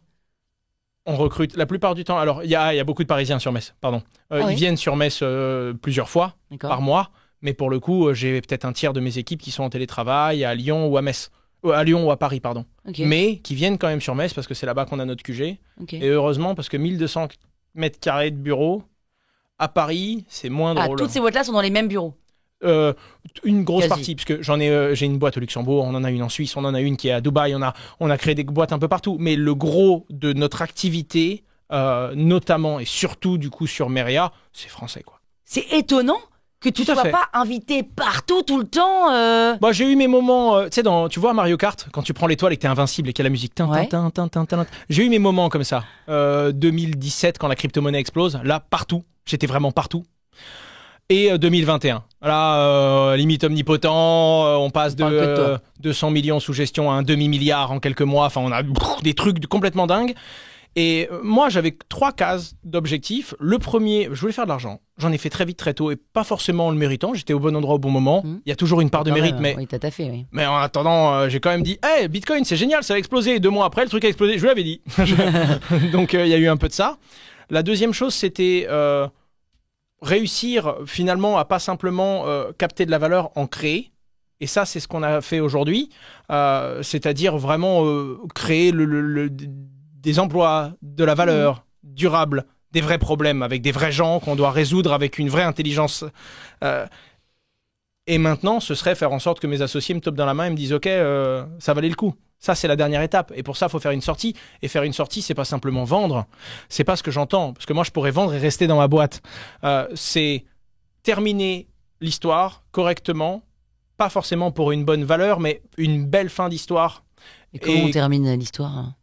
Il faut trouver soit une boîte qui nous avale avec les mêmes valeurs que nous, soit une fusion avec un groupe d'entrepreneurs qui partagent les mêmes valeurs, mais c'est passer le flambeau intelligemment. Et pour passer le flambeau, il faut qu'il soit suffisamment mûr, qu'on l'ait compris, qu'on l'ait maîtrisé, qu'on connaisse également son marché et qu'on soit capable d'avoir quand même, mine de rien, une certaine valeur qui font que tout le monde s'y retrouve pour permettre à certains de continuer à courir. Et ça, c'est ma dernière étape, c'est vraiment faire cette transition. Il y avait ce côté influent, ce côté financier personnel. J'ai eu beaucoup trop d'argent, beaucoup trop jeune. J'ai gagné des montants que j'étais même pas... Enfin, c'était des points pour moi. J'étais vraiment pas capable de comprendre le solde que j'avais quand j'avais 22 ans. C'était impensable. Et qu'est-ce que ça fait avec tout cet argent? Rien, j'ai créé des boîtes. J'ai créé des... Ouais. Et puis j'aime bien dire que la seule bonne raison de nous quitter, c'est pour créer sa propre boîte. Et donc, on a plein d'entrepreneurs qui sont nés dans l'open space. Hawk Invest, qui est un média qui a racheté Info Echo sur Instagram. À la base, c'est un employé de chez nous. Il passe toujours nous voir de temps en temps. Il est là 2 jours par semaine. Mais à côté de ça, c'est un média crypto. En parallèle de ça, il y a Marvin, qui était cette fois-ci un employé de la société Descoin, le broker, qui lui, il est parti dans l'éducation sur la crypto. Puis il crée un espèce de site internet où en gros, les gens vont suivre des tutoriels. Et en suivant des tutoriels, tu fais des transactions sur la blockchain pour découvrir comment ça marche. Sauf que tu fais des transactions sur des toutes nouvelles blockchains qui, des fois, récompensent les gens qui étaient là avant même que le jeton se lance. Et donc, en gros, c'est apprends et vise la caillasse quand même. Et tout plein de petites choses comme ça. Et il y a plein de projets qui sont littéralement nés dans nos murs et qui sont des projets qui vont aller peut-être un jour, je l'espère, beaucoup plus haut que ce qu'on a été capable, nous, de pousser nos boîtes. Et des gens comme toi qui bossent dans la crypto et qui gagnent plein de sous, ils sont un peu visés par les kidnappeurs. Un peu. Dans les 2 derniers mois, il y a eu 7 kidnappings. 6. Voilà. Oui. Beaucoup. Toi-même, un jeudi soir, alors qu'à l'époque, tu étais devant ton ordinateur, là, tu as été un peu visé. Un peu visé. Non, il y a Société.com qui a lâché mon adresse. J'étais toujours dans mon petit appart, pas d'étudiant, mais dans le petit appart que je m'étais acheté parce que je faisais que bosser. Donc même si j'avais de l'argent, je le dépensais pas. Enfin, moi, mon argent, il sert à investir. Il y a quelqu'un qui a trouvé mon adresse, qui a dormi sur le parking, qui a attendu d'être sûr que c'était bien mon appartement. Moi, comme un abruti, le fou du bus. Oui, allô? Ah, vous êtes une assurance? 19h. Quel con. Tel étage, en face de l'ascenseur, la porte sera ouverte, je téléphone, à tout de suite. Toi, tu réponds au call et tout? Oh, mais j'étais un abruti, en plus j'étais en call. J'organisais mon émission sur BFM, donc j'étais en train de préparer les questions qu'on allait avoir le lendemain et tout. Et puis moi, je réponds, j'ai 2 secondes, je passe en double appel. Tu parles tel étage et tout, je vous ouvre. Idiot, stupide. Ok, et donc là, qu'est-ce qui se passe? Tu ouvres la porte? Il y a un mec qui arrive avec un sac. Je lui dis reculez. Moi, j'avais mon masque. Je dis attendez, j'ai le Covid quand même. Et le mec, il rentre dans mon appartement. Là, je comprends. Il est sûr de lui. Il avance, tu vois. Et là, je vois qu'il sort une crosse. Je vois la crosse de l'arme. Et puis là, j'ai pété un câble. J'ai foncé sur lui. Je l'ai frappé. Quoi? Ouais, j'ai vu la crosse de l'arme. Et puis je me suis dit, j'ai reconnu la crosse. Là, j'ai compris tout de suite, je me suis mis à hurler, j'ai couru, j'ai chopé son poignet pour pas qu'il puisse monter au niveau soit de mon cœur, soit de ma tête, et j'ai frappé. Le but, c'était qu'il, très vite, il... Soit neutralisé, quoi. Pardon? Qu'il soit neutralisé. Ouais, enfin, qu'il parte, qu'il me laisse tranquille, qu'il s'en aille, mais je voulais pas vivre ça, quoi. Mais t'as pas genre refermé la porte? C'était trop tard, il avait déjà fait 3 pas dans mon salon. Genre, il était littéralement à 2 mètres de moi, la porte était 3 mètres derrière lui, c'était trop tard. Il a avancé tête baissée, j'ai dit bonjour, attendez 2 secondes. Avec tes cornes, là? Et ouais, et j'étais pas prêt du tout à ça, quoi. Il avait une cagoule? Il est masqué avec un béret et un masque pendant le Covid. Un béret? Ouais. Au sens parisien du terme, un béret. Parisien du terme. Ah, okay. Et ça m'a marqué. Pourquoi? Parce que après, j'ai fait un message sur les réseaux sociaux. J'ai des abonnés qui ont dit voilà, Owen, il m'a fait gagner tant. S'il lui arrive quelque chose, je mets la moitié de cette somme pour retrouver et exécuter celui qui a fait ça. Donc c'est parti en Twitter, quoi. On voit tout, la menace. Le mec a eu peur, il s'est rendu. Il était voir la police, il s'est rendu et il m'a envoyé un mail d'excuses avant qui commence par bonjour, je suis l'homme qui vous a agressé hier à 19h avec un béret et un jean au cas où il y en a eu 2. Non, une histoire de... Et c'est là que je me suis rendu compte, enfin, t'as porté plainte, là, ça? et quand j'ai pas porté plainte. Enfin, oui, non, j'ai été déposé, évidemment, j'ai été raconté ce qui s'est passé, mais quand ils m'ont demandé si je voulais qu'il y ait des lourdes peines ou quoi, moi, je voulais passer à autre chose très vite. Rien du tout. J'étais dans une phase où j'étais sur une boîte, il fallait qu'on lève des fonds, on n'était pas bien. Sur une autre boîte, on avait un momentum, on était en train de faire beaucoup de cash. On avait une idée, il fallait que je lance une boîte dans un autre pays. C'était pas le même droit, donc j'avais des soucis pour comprendre réellement ce que je pouvais faire.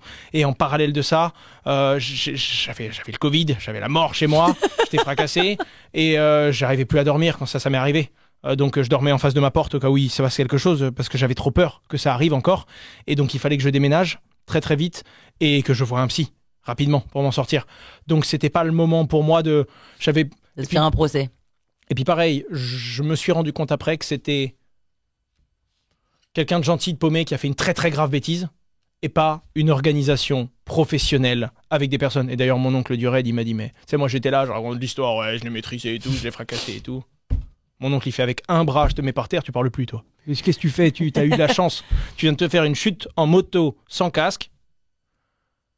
T'as rien eu, c'est bien, mais tu dois en tirer les leçons. Fais pas le malin, là, tu respires. Calme-toi et tout de suite, j'ai mis en place un plan pour augmenter ma sécurité physique, les lieux, les infrastructures et les déplacements que je fais et mon domicile. Donc là, on l'a pas dit, pardon, parce que les objectifs sont pas en 360, mais il y a 5 gardes du corps dans le studio. 18. Non, 18.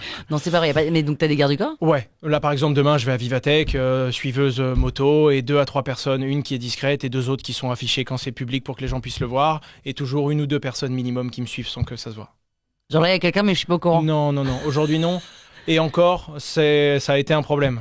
Aujourd'hui, ça a été un problème parce on que t'a dit à la dernière minute, ce que je devais venir hier à la base, j'ai annulé. J'ai pas annulé aujourd'hui, mais du coup j'ai dû la sécurité rapprochée, j'aurais dû l'adapter et j'ai pas eu le temps et il y a eu un couac, pardon, c'est un quick. Nous, c'est le goût. Bibrine. Bref, c'est compliqué. Mais du coup, ouais, de l'hygiène numérique avec une veille constante de tout ce qu'il y a sur moi et les adresses qui sortent. Un effort politique, notamment l'ADAN, qui est l'association pour le développement des actifs numériques, qui réussit à faire bouger l'État, qui du coup va faire en sorte que les entrepreneurs, on n'est pas obligé de mettre nos adresses sur les cabis et sur les papiers de papers. On va avoir le droit d'enlever ça légalement. Enfin, on met une boîte postale plutôt que ton siège. Oui, mais oui, tu peux mettre une boîte postale, mais ce que je veux dire, c'est que le problème, c'est que 12 levées de fonds, 15 trucs, tu finis par avoir un truc où tu fais pas gaffe, il y a ton adresse qui sort, quoi. En parallèle de ça, une sécurité physique, donc des budgets. J'ai la chance, je peux me le permettre, mais du coup, des gens qui vont me suivre. Ça coûte cher, un garde du corps? Ouais, ça va dépendre. Si on veut des forces spéciales, ça peut coûter particulièrement cher. Si on veut quelqu'un d'armé, c'est une licence supplémentaire. Et faut compter entre 400 à 800 euros au jour par tête. Donc ouais, si tu veux 4 personnes pendant une semaine, ça peut me coûter entre 20 à 30 k la semaine de sécu, ouais. Je la prends pas tout le temps. J'ai pas envie non plus parce que t'es pas libre, tu vois. C'est ce qui fait que. Tu vas au supermarché tout seul? Je vais pas au supermarché. Tout court. Tu ne vas pas au supermarché? Non, je me suis mis dans un truc où maintenant, j'ai ma gouvernante, j'ai tout ce qui gère, tout. D'accord. Non seulement c'était un enfer, puis en plus j'arrivais à un truc où je suis pas à l'aise au supermarché. Avec ce qui m'est arrivé, je suis pas à l'aise. Hein. Ah oui, t'as peur quoi encore. C'est un peu différent maintenant parce que j'ai vraiment l'infrastructure de sécurité autour de moi, mais je suis à un étage, j'entends le bruit de l'ascenseur qui s'ouvre, je vais tendre l'oreille pour voir si c'est une personne qui rentre dans une porte à côté. Si elle rentre pas, elle reste dans le couloir. Pourquoi elle reste dans le couloir? Ah non, c'est un truc où... Non, j'ai vraiment traversé des trucs qui sont... Ça fait combien de temps que t'es comme ça? 2 ans. À peu près 2 ans. Mais maintenant, ça va beaucoup mieux. Mais tu n'as pas envie d'aller acheter ton pain à la boulangerie tout seul le dimanche matin en slip? Absolument pas. J'ai pas envie d'aller dans la rue tout seul. Non, ça c'est sûr. Et pas en France en tout cas. T'as pas envie d'aller dans la rue tout seul? J'ai plus envie, non. T'as plus envie? Ah non, c'est... Et le problème, c'est que moi, j'adore marcher. C'est ça le pire. Non, mais t'as plus envie parce que t'as peur ou t'as... J'ai envie d'y aller, mais j'ai peur. J'adore marcher. Je suis quelqu'un qui fait 10 000 pas par jour, minimum, tu vois, depuis 3 ans. Je garde, mais... Avec tes mecs derrière? Une jambe, un pied devant l'autre, puis je... Non, de temps en temps, je le fais, mais tu fous une casquette, tu fous une paire de lunettes. Squeezie m'a appris à passer incognito. Lui, il arrive à promener son chien sans problème, alors... Ah ouais, d'accord. Donc non, après, j'adore ça, je le fais naturellement, sauf quand il fait trop chaud. Mais... Voilà, surtout quand personne ne sait de là où je vais, où je viens, j'ai toujours une paire de lunettes de soleil ou si possible une casquette. Et puis, je vis quand même, mais je n'ai plus envie, là maintenant tout seul, j'ai pas envie d'aller faire mes courses, non. Non, mais donc là, ça te dérange pas d'être filmé? Non, pas du tout. Mais du coup, on va voir ta tête. Oui, mais ils n'ont pas le point GPS. Plus. Quand ça va sortir, il y aura un délai. C'est pas du direct. Non, c'est direct, là, boum. Si c'était du direct avec un point, j'aurais une sécurité. Je serais pas dans un endroit en direct avec un point géolocalisé, surtout pas en ce moment avec ce qui se passe en crypto. Faut pas non plus tomber dans la parano.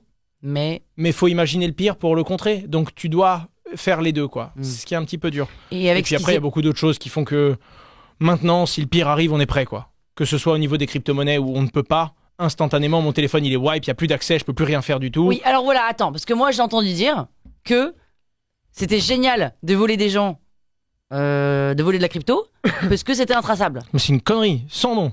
C'est totalement faux, c'est tout l'inverse. La crypto-monnaie, c'est le truc le plus traçable au monde. Il y a quelques crypto-monnaies intraçables, il y a quelques algorithmes qui permettent de, mais non, genre la Corée du Nord a volé de la crypto-monnaie à un exchange crypto. Aujourd'hui, mon petit cousin peut aller sur Internet et suivre les flux. Alors pourquoi, depuis quelque temps, tout le monde s'attaque aux mecs de crypto?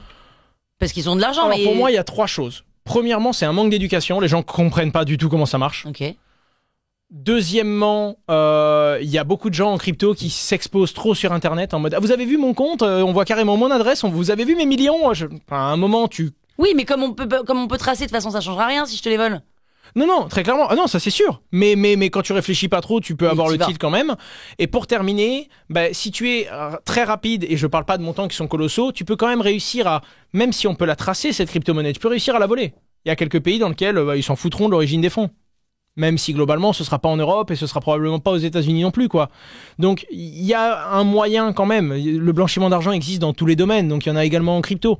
Même s'il y en a 10 fois moins que sur de l'euro, par exemple, il y a toujours des gens qui arrivent à sortir un petit peu de l'argent de leur larcin. Mais en tout cas, voler du Bitcoin, waouh. Si je veux voler tes Bitcoins, je te demande ta clé privée, appareil photo, ordinateur, jardin, machin. Hein. Alors en gros oui, on va voir quelqu'un, on lui dit ouvre ton portefeuille, déverrouille-le, sors-moi ta clé Ledger, signe la transaction.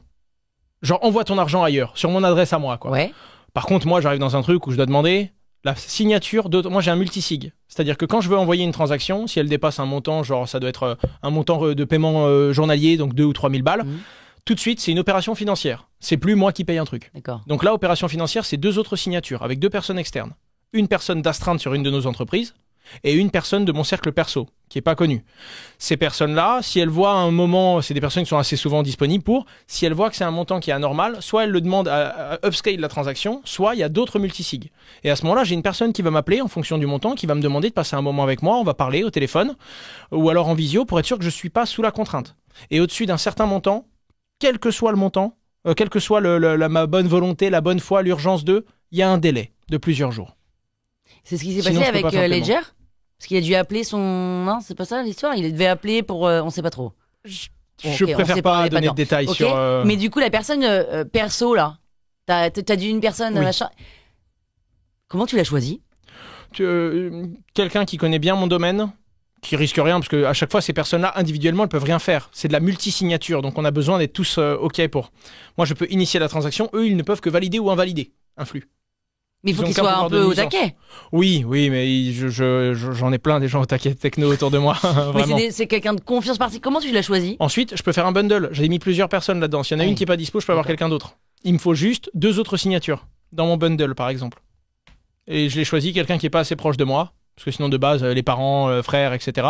Ce qui est bien, c'est qu'on a quand même une astreinte professionnelle à côté. Donc, on a un signataire dont c'est le travail 24/24 de faire de la libération de flux et de la vérification humaine malgré les automatismes techniques. Et je l'ai choisi parce que j'ai pas mal d'amis, des proches qui sont très très... Enfin, je vais pas dire son nom, tu vois. Non. Et si je commence à dire, en fait, c'est un mec qui est très spécialisé dans la vente d'orchidées dans le sud de la France, à un moment, il va se faire choper, tu vois. Non, mais pas qui, mais en gros, c'est pas un truc de je te fais confiance, mec, ou j'ai envie que tu participes à ma co-signature. Enfin, non, il y a pas d'affect là-dedans. Non, il y a pas d'affect là-dedans. Non, c'est genre, t'es dispo sur ton téléphone, tu connais un crypto, boum. Voilà, non, c'est ça. Et puis après, il me connaît bien, il suit mes affaires, ça le dérange pas, il a un petit peu de temps, puis voilà. D'accord. On en était, il y a 25 minutes, à se dire, ok, je vais acheter de la crypto. Je vais donc, des bitcoins, je vais donc sur Meria. Et là, il me faut un wallet et tout. J'ai besoin quand même que est-ce que tu peux? Je vais me taire. Tu me fasses, t'as genre 90 secondes pour me faire un, t'arrives, tu achètes, lien, mot de passe jardin, jardinage, appareil photo, là, tout ça. Alors, 2 choses. C'est différent d'acheter de la crypto-monnaie sur une plateforme et de vouloir la détenir soi-même sur sa propre clé privée, c'est-à-dire dans son wallet. C'est 2 approches différentes. Si vous venez chez Meria et que vous achetez de la crypto-monnaie, votre crypto-monnaie sera sur votre compte Meria, tout comme votre euro est sur votre compte en banque. Et là, c'est sous mon matelas. Et si je prends l'option numéro 2? Là, c'est sous votre matelas, exactement. Du coup, comment ça se passe? Si c'est sur votre compte crypto, comme Meria.com, le plus important, c'est de comprendre que email, mot de passe, ça suffit pas. C'est pas un compte Facebook, ok? Oui, on rajoute un tout FA, on sécurise vraiment son compte, car si quelqu'un arrive à vous voler votre compte, et à vous retirer de la crypto-monnaie, eh ben, on pourra plus rien faire. Il n'y a pas de retour en arrière. C'est ce qu'il faut comprendre. Maintenant, vous l'avez compris, c'est la différence entre la self-custody, je détiens moi-même, et la détention pour compte de tiers. Là, c'est Meria qui détient ma crypto-monnaie pour moi. Tout comme toutes les autres plateformes qu'on a citées tout à l'heure. Mais si vous voulez retirer votre crypto-monnaie de Meria pour la mettre sur votre portefeuille, là, un grand pouvoir, une grande responsabilité. Batman, Spider-Man ou je sais pas trop quoi, mais c'est lui qui a dit ça.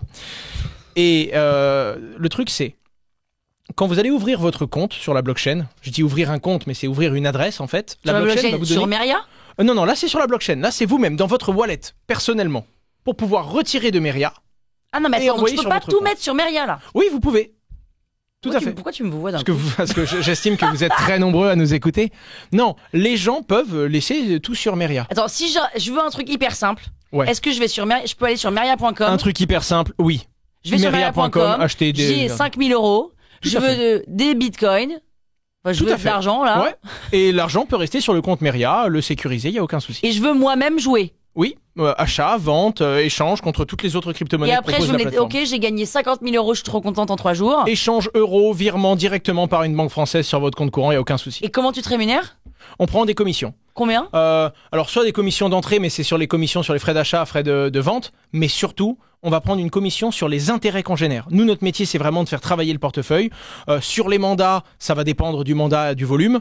Sur les échanges simples, ça dépend de la crypto-monnaie, mais surtout, ça va être sur les intérêts qu'on génère. Et là-dessus, on va prendre entre 5 à 15% de tous les intérêts qu'on va générer pour quelqu'un. Et t'as généré environ combien de... Oh, je serais même pas capable de le dire. 8-10%? Ça dépend vraiment des projets. On a 200 crypto-monnaies. Des fois, c'est 2% d'intérêt. Des fois, c'est 40% d'intérêt par an. Ça dépend vraiment. Comme les monnaies sont très volatiles, t'as des monnaies, elles peuvent être divisées par 5 dans la nuit, mais elles te donnent 1000% d'intérêt par an. Ouais, mais bon, tu vois. Mais en tout cas, voilà. Nous, on va prendre entre 5 à 15% des intérêts que l'on génère pour nos clients. D'accord. Et notre but, c'est de leur en générer un max. Donc en gros, si y a 15% d'intérêt par an, Meria va prendre entre 0,5 et 2% de frais sur ces 15%. D'accord. Ok, je t'ai coupé. Voilà. Maintenant, et c'est très important pour moi parce que j'aime la blockchain, au-delà de mettre en avant mon service et ma société, on éduque nos clients. Pour nous, c'est important que les gens comprennent que la blockchain, c'est quand même devenir sa propre banque, donc il faut savoir le faire. Ça ne veut pas dire que c'est simple. J'enverrai pas certaines personnes de ma famille sur de la self-custody. Puis c'est une responsabilité. On perd le code, on peut plus récupérer son argent. Enfin, d'ailleurs, attends, moi je l'ai perdu. J'avais mis 1000 €. J'avais pas bien sécurisé. 1000 € de bitcoin? Alors ça c'est triste parce que t'as perdu non, 1000 € d'euros. Mais comment ça? Comment ça t'as mis de l'euro sur une clé? Tu peux pas mettre de l'euro? Non, j'ai acheté des coins machin là. Putain, je sais plus. Quel coin? Quel code? Non, quel coin? Bah coin... C'est drôle ça. Pas mal. Coinbase. Oh, tu ressembles à... Ah, vas-y, rigole. Non, je sais pas le faire sur mesure. Ah, c'est dingue, tu ressembles à Benjamin Castaldi. Ah oui, je vois un peu, je vois. On me l'avait jamais dit. Ah, ça et le démineur. Ah oui, bah, comme quoi. T'es pas reparti. Hein. Coinbase. Coinbase, oui, mais Coinbase, c'est une plateforme comme Meria. On m'a donné un jardin arrosage là. Un mot de passe avec plein de mots. Coinbase t'a donné un jardin. Non, on m'a pas donné un. Ah non, pas Coinbase. Sauf si t'as ouvert Coinbase Wallet. C'est pas pareil. Ah bah oui, sans doute. Voilà. Je suis allé à fond. Donc, si c'est ton compte Coinbase, tu les contactes, mot de passe oublié, ils vont dire qu'est-ce qui nous dit que c'est vous? Et tu vas refaire pièce d'identité, tout, tu vas retrouver ton argent. Je peux retrouver mon mot de passe à 24 mots? Pas ça. Ton compte Coinbase. Mais c'est un mot de passe à jardin arrosage. Alors, si c'est un mot de passe à 24 mots, tu l'as perdu. Ciao, finito, ciao. Et donc, où sont ces 1000 €? Ah bah, ils sont dans un tiroir fermé à clé avec une clé que t'as perdue. Mais qui? C'est Natashi? Satoshi Nakana. Non, rien. Lui-même, il a pas accès à ça, c'est fini, ton argent est supprimé. Mais c'est pour ça qu'on dit qu'il y a d'ailleurs... Il est où? Ah, il est sur le réseau... Alors, ok. Ça, c'est important. Faut que je donne cette image-là. Vous voulez ouvrir un compte sur la blockchain Bitcoin? Oui. Je vais illustrer à mort, je vais dire que des trucs, un expert me tuerait, mais... Oui. Quand vous allez créer votre compte, vous allez vous adresser à l'algorithme. En fait, vous allez passer par un logiciel quelconque qui vous propose d'ouvrir votre wallet. Mais lui, il va ouvrir un compte sur la blockchain Bitcoin. Oui. Ça va générer deux choses. Clé publique, clé privée. La clé publique, voyez ça comme le RIB.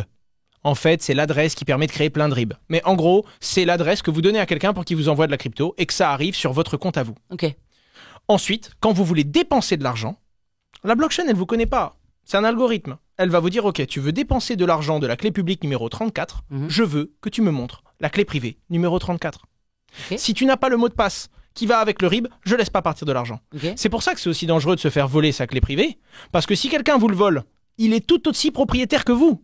pour l'algorithme. Si quelqu'un a un mot de passe, la blockchain, elle va pas vérifier. Non, Owen, tu parles pas comme ça d'habitude. Non, t'as le mot de passe d'Owen, t'es Owen, point. Terminé. Et donc, généralement, il va se passer quelque chose. Les gens vont prendre des logiciels ou des portefeuilles physiques pour protéger ce mot de passe. Genre Ledger. Voilà. Tu te doutes bien que tu mets pas ta fameuse clé privée dans ton ordinateur sur un notepad ou sur tes notes. C'est stupide. Quelqu'un va te le voler. Du coup, il y a des hardware wallets qu'on appelle des cold wallets, des portefeuilles froids, parce qu'ils sont déconnectés de ton ordinateur. Donc même si ton ordinateur est pourri, tu n'as pas de problème avec ton truc.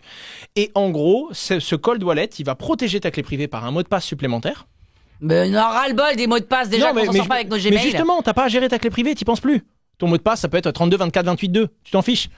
Un mot de passe que tu as choisi et qui fait que quand tu veux démarrer une transaction, la ledger, pour faire très simple, la blockchain va dire OK, tu veux dépenser de l'argent sur ta clé publique, montre-moi la clé privée. La ledger, en gros, elle répond non, je te la montre pas, parce que si je te la montre, on peut me la voler.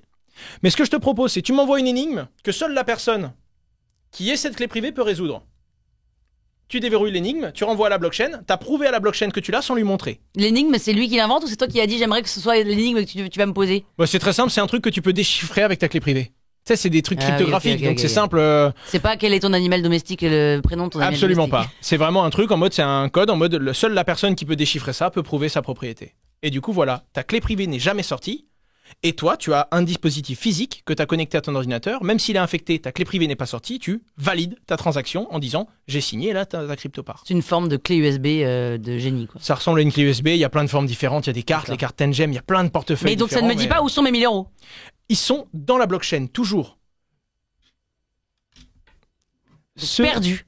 J'ai perdu 1000 euros. Alors, tes 1000 euros à toi, ils sont perdus totalement. Non, mais tu vas bien me trouver un moyen. Aucun moyen. Le bras long, là. Il n'y en a absolument pas. Je suis pas le bras long de rien du tout. C'est algorithmique, c'est mathématique. Mais je comprends pas. Je les ai donnés. Je les ai envoyés à quelqu'un. Tu les as envoyés sur une adresse. Ta clé publique. Putain. Ta clé privée, on te l'a donnée et tu l'as perdue. Je peux pas faire mot de passe oublié de mon arrosage. Non, ça n'existe pas sur la blockchain. C'est terminé. C'est d'ailleurs pour ça. D'ailleurs, la clé privée, normalement, c'est 35 caractères. C'est un truc très long. Mais pour que ce soit plus simple, on fait ce qu'on appelle des seed phrases. En gros, c'est genre 12 mots ou 24 mots, ce que tu as perdu, que tu es censé garder dans un coin. Oui, parce que tu peux régénérer la clé privée avec ça. Une sorte de bitly. C'est ça, mais il y a des gens qui ont perdu 20 000 bitcoins sur une adresse. Mais il est passé où là? Pourquoi ils ont ils ont jeté je crois que c'est un journaliste anglais. Sa femme, elle a acheté son ordinateur à déchetterie parce qu'il était vieux. Et lui, ça fait 7 ans qu'il essaie d'avoir les autorisations pour fouiller les déchetteries. Il y a des milliards dans le truc. Et alors, il n'a pas les autorisations? Non, puis bon, il pleut, c'est à ciel ouvert, même s'il peut récupérer la pièce, autant... Et donc, t'as plein de trucs maintenant. Est-ce que tu donnes 12 mots à quelqu'un? Eh non, quelqu'un, si tu lui donnes tous les mots, il peut récupérer ta clé privée. Dans une de tes vidéos, tu dis que t'en donnes 6. T'en donnes à plusieurs personnes. Moi, ce que je fais généralement, c'est que je garde une partie moi, que je vais chiffrer numériquement. Parce que déjà, il faut comprendre que sur les 24 mots, si quelqu'un en a que 12, il peut rien faire. Ouais. Donc, c'est pas dangereux de donner 12 mots à quelqu'un. C'est dangereux de lui donner tous les accès. Moi, j'ai pris plusieurs parties qui se connaissent, pour certains, mais d'autres qui se connaissent pas, parce que sinon, tu vas vite chercher le trésor d'Owen, tu vois. Oui. Ah oui. Oui, mais t'as compris le truc? C'est génial, c'est follement excitant. Et du coup, voilà. Moi, j'ai une partie numérique, je suis le seul à pouvoir reconstituer le tout. Et j'ai 2 fois 2 personnes qui détiennent un morceau. Ce qui fait que si une personne égare un morceau, je peux quand même le retrouver. Tout ça, ça sert à quoi, Owen Simonin? Être ma propre banque. Personne ne peut me restreindre financièrement. Personne. L'euro peut s'effondrer demain. Le pays peut partir en vrille. On peut m'interdire tout accès bancaire, numérique, tout. Moi, ma valeur, elle me quittera pas. Je suis capable à tout moment d'avoir de la valeur. On peut m'envoyer au Japon, au milieu de l'Afrique. On peut m'envoyer aux États-Unis. J'ai du cash. J'ai de la liquidité. Attends, si c'est la mort du dollar, de l'euro, du machin, du truc, et que t'as 70 000 bitcoins, comment tu... Mais bitcoin, il va être coté en quelque chose. Il sera coté en kilogrammes de maïs s'il faut. Si c'est la mort je vais même dire mieux, si c'est la mort du dollar, c'est parce qu'il y a un mort du système traditionnel. Bitcoin, je sais pas comment, mais il va monter, il va nous faire une chandelle. Mais si jamais t'es au fin fond de l'Afrique... Sans internet et sans électricité, oui. Voilà, oui. Non, t'as raison, ça devient compliqué. Quand même, il y a des limites. Hein, Donc tu vas dans l'endroit où t'as internet ou l'électricité le plus proche, et tu échanges contre une devise locale, comme tout le monde. Parce qu'aujourd'hui, en plus, t'as des cartes, genre Coinbase, il propose une carte de crédit. Ou tu sais, quand tu vas payer avec ta carte chez le marchand, il reçoit pas de l'euro, il reçoit une compensation. Il y a eu tel prix, par exemple c'est 2,80 €, je sais pas trop quoi, tu dois payer, que tu payes en dollars ou que tu payes en euros, que tu sois un Américain ou un Français, le commerçant reçoit de l'euro. Oui. Le réseau Visa va compenser faire un change en prélevant sur un compte et compenser le marchand. Eh ben, il y a des cartes, compensation en bitcoin, crypto et tout. Et d'ailleurs, on peut payer au printemps en crypto. Alors, on peut payer au printemps en direct en crypto. Oui, c'est ça. C'est-à-dire que c'est même pas avec une carte de crédit. Ils nous mettent un QR code et on peut payer avec son wallet. Wallet pay, quoi. Voilà, exactement. Quand on dit payer en crypto, on peut payer partout en crypto. J'ai une carte Visa crypto, moi. Comment ça? Bah, Coinbase, t'as créé ton compte. Si t'avais pas perdu tes 1000 balles et que tu les avais laissées dessus, tu demandes la carte de crédit et quand tu payes, bah, si t'as payé, je sais pas, t'as un bitcoin, 100 000 $, tu payes un truc à 10 000 $, ça va te prélever 0,1 bitcoin de ton compte et ta carte elle marche. C'est tout, simple. Je peux m'acheter un sandwich? Tout, mais je vis en crypto depuis des années. Donc Tout, t'as pas de banque? Tout. Y a pas de banque. Toi? Non, t'as une institution derrière qui est quand même Coinbase qui va Non, compenser. mais toi, t'as pas de banque traditionnelle? Oui, non, je suis obligé hein, dans l'entrepreneuriat. Je veux investir ici, je peux payer qu'en bitcoin. Ouais, bah, tu rentres pas au capital, qu'est-ce que tu comptes dire? Oui, d'accord. Donc, Non, oui. mais si t'étais pas entrepreneur, enfin. Bon, J'en aurais pas besoin, absolument pas. Mon compte Myriam suffirait. Totalement.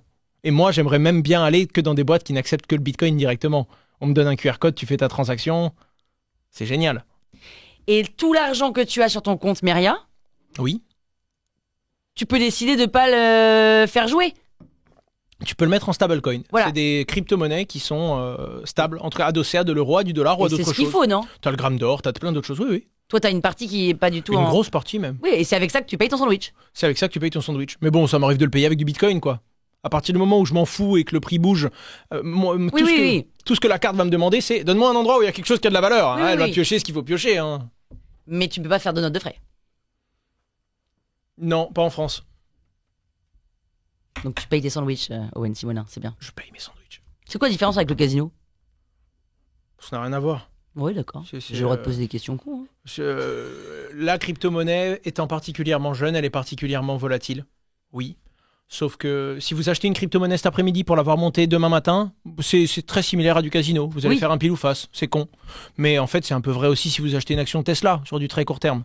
Soit vous avez une conviction dans ce qu'il y a derrière, soit vous vous êtes renseigné, soit vous avez investi la première chose la plus importante que vous devez investir, votre temps, soit vous êtes dans un casino. C'est la deuxième fois que tu dis ça dépend de la conviction que vous avez derrière.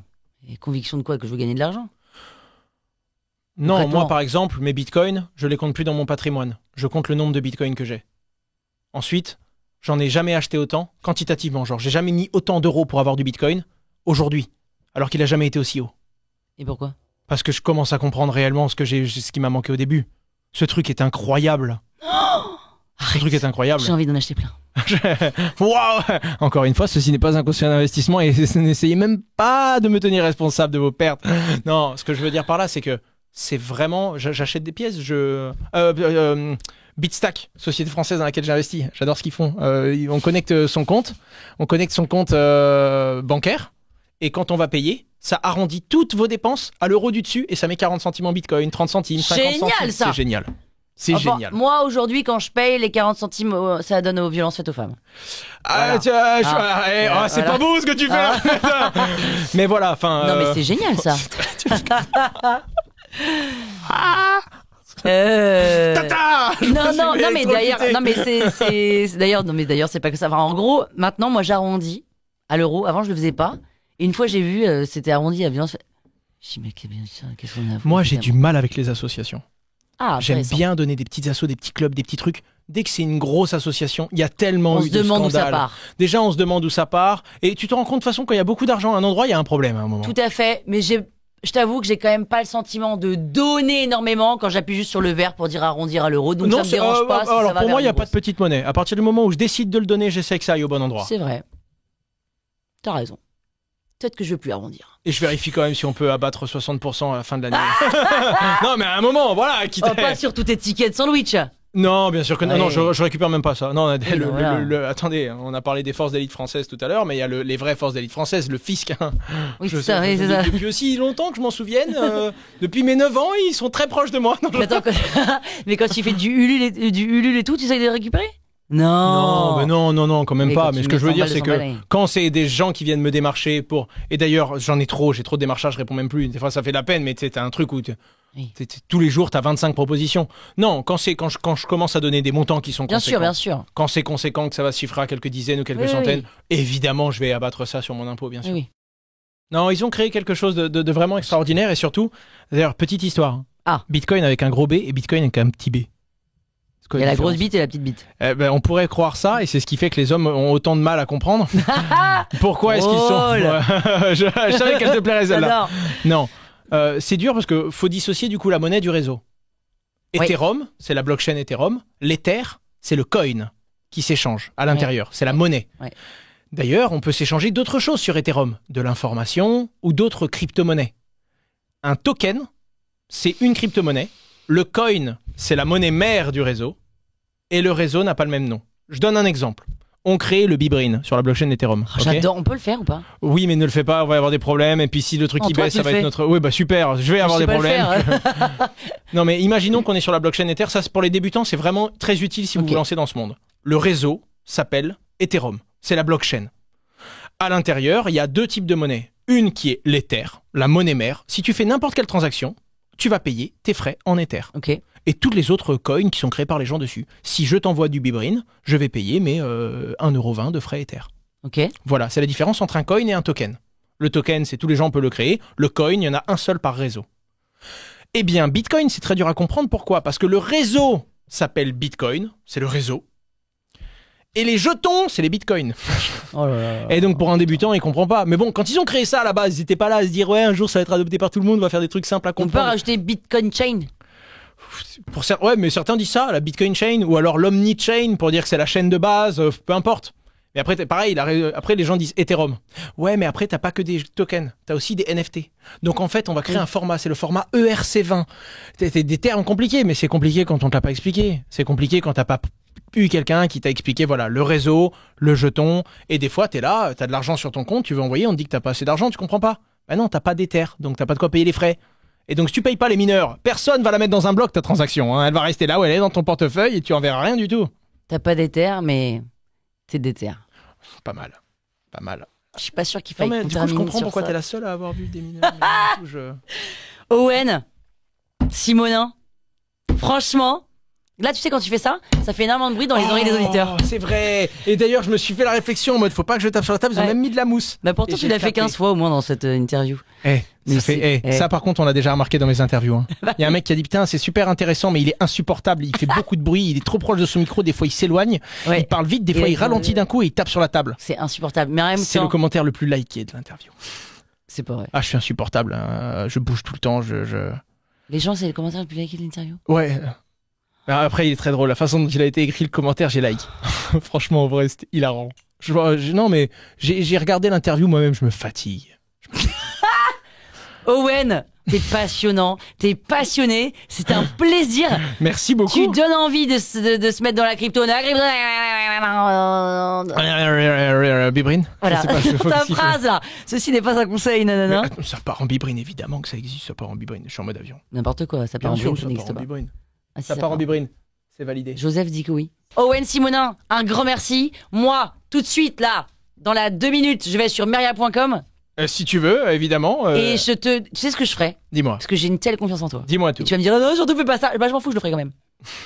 Le mot de passe que tu vas me générer là, arrosoir. Tu n'en auras pas sur une plateforme, normalement. Mais je croyais que je pouvais tout faire chez toi, j'ai rien compris ou quoi? Mais ça, c'est si tu veux ouvrir ton propre portefeuille et détenir ta crypto-monnaie dans ton coin. Non, je veux mon mot aucun de accès. passe génial à 24 mots. C'est ça, un mot de passe génial à 24 mots. Bah oui. Quand on te donne la responsabilité de le garder, c'est quand tu es pas sur une plateforme. Quand tu dis que t'as été sur Coinbase et qu'ils t'ont donné 24 mots, tu t'es trompé, c'est pas possible. Bon, c'est exactement comme tu dis, j'ai été dans ma banque. De toute façon, je sais pas. Et ils m'ont dit, voici l'endroit, voici votre cash, cachez-le quelque part. Non, ta banque elle fait pas ça, ta banque elle garde ton argent pour toi. Si tu veux garder ton argent pour toi, c'est ton matelas. Toi tu me dis j'ai été dans une banque, ils m'ont donné un matelas. Non, c'est pas possible. Moi j'ai pas de Coinbase, mais je suis une conne de base, donc je vais aller sur Meria. Avoue, t'as bossé ça avant, c'est dans les notes. Bien sûr, c'est la ligne 4. Je vais aller sur meria.com, je vais te donner mes sous et tu vas me les gérer. En gestion pilotée alors, oui. Voilà, gestion à partir pilotée. de 30 000 euros minimum, par contre. Mais très bien, ce que tu veux. Mais je veux que ce soit piloté par Owen Simonin. Toi derrière. Non, oui, mais c'est plus possible. Non, on a 125 000 clients dans le monde si je commence à gérer les portefeuilles. 125 000 une cliente. Et ce n'est pas de la gestion individualisée. On a 3 types de portefeuilles qu'on gère pour tout le monde et on donne les mêmes avantages et les mêmes privilèges à tout le monde. On est maltraité chez Meria en fait. Disons qu'on n'a pas de traitement de faveur chez Meria. Mais n'oubliez pas que investir comporte des risques, certes, mais on n'est pas à l'abri d'un coup de cul. Et ça peut vous arriver. C'était bien. Oh, c'est tellement différent des autres interviews. C'est cool.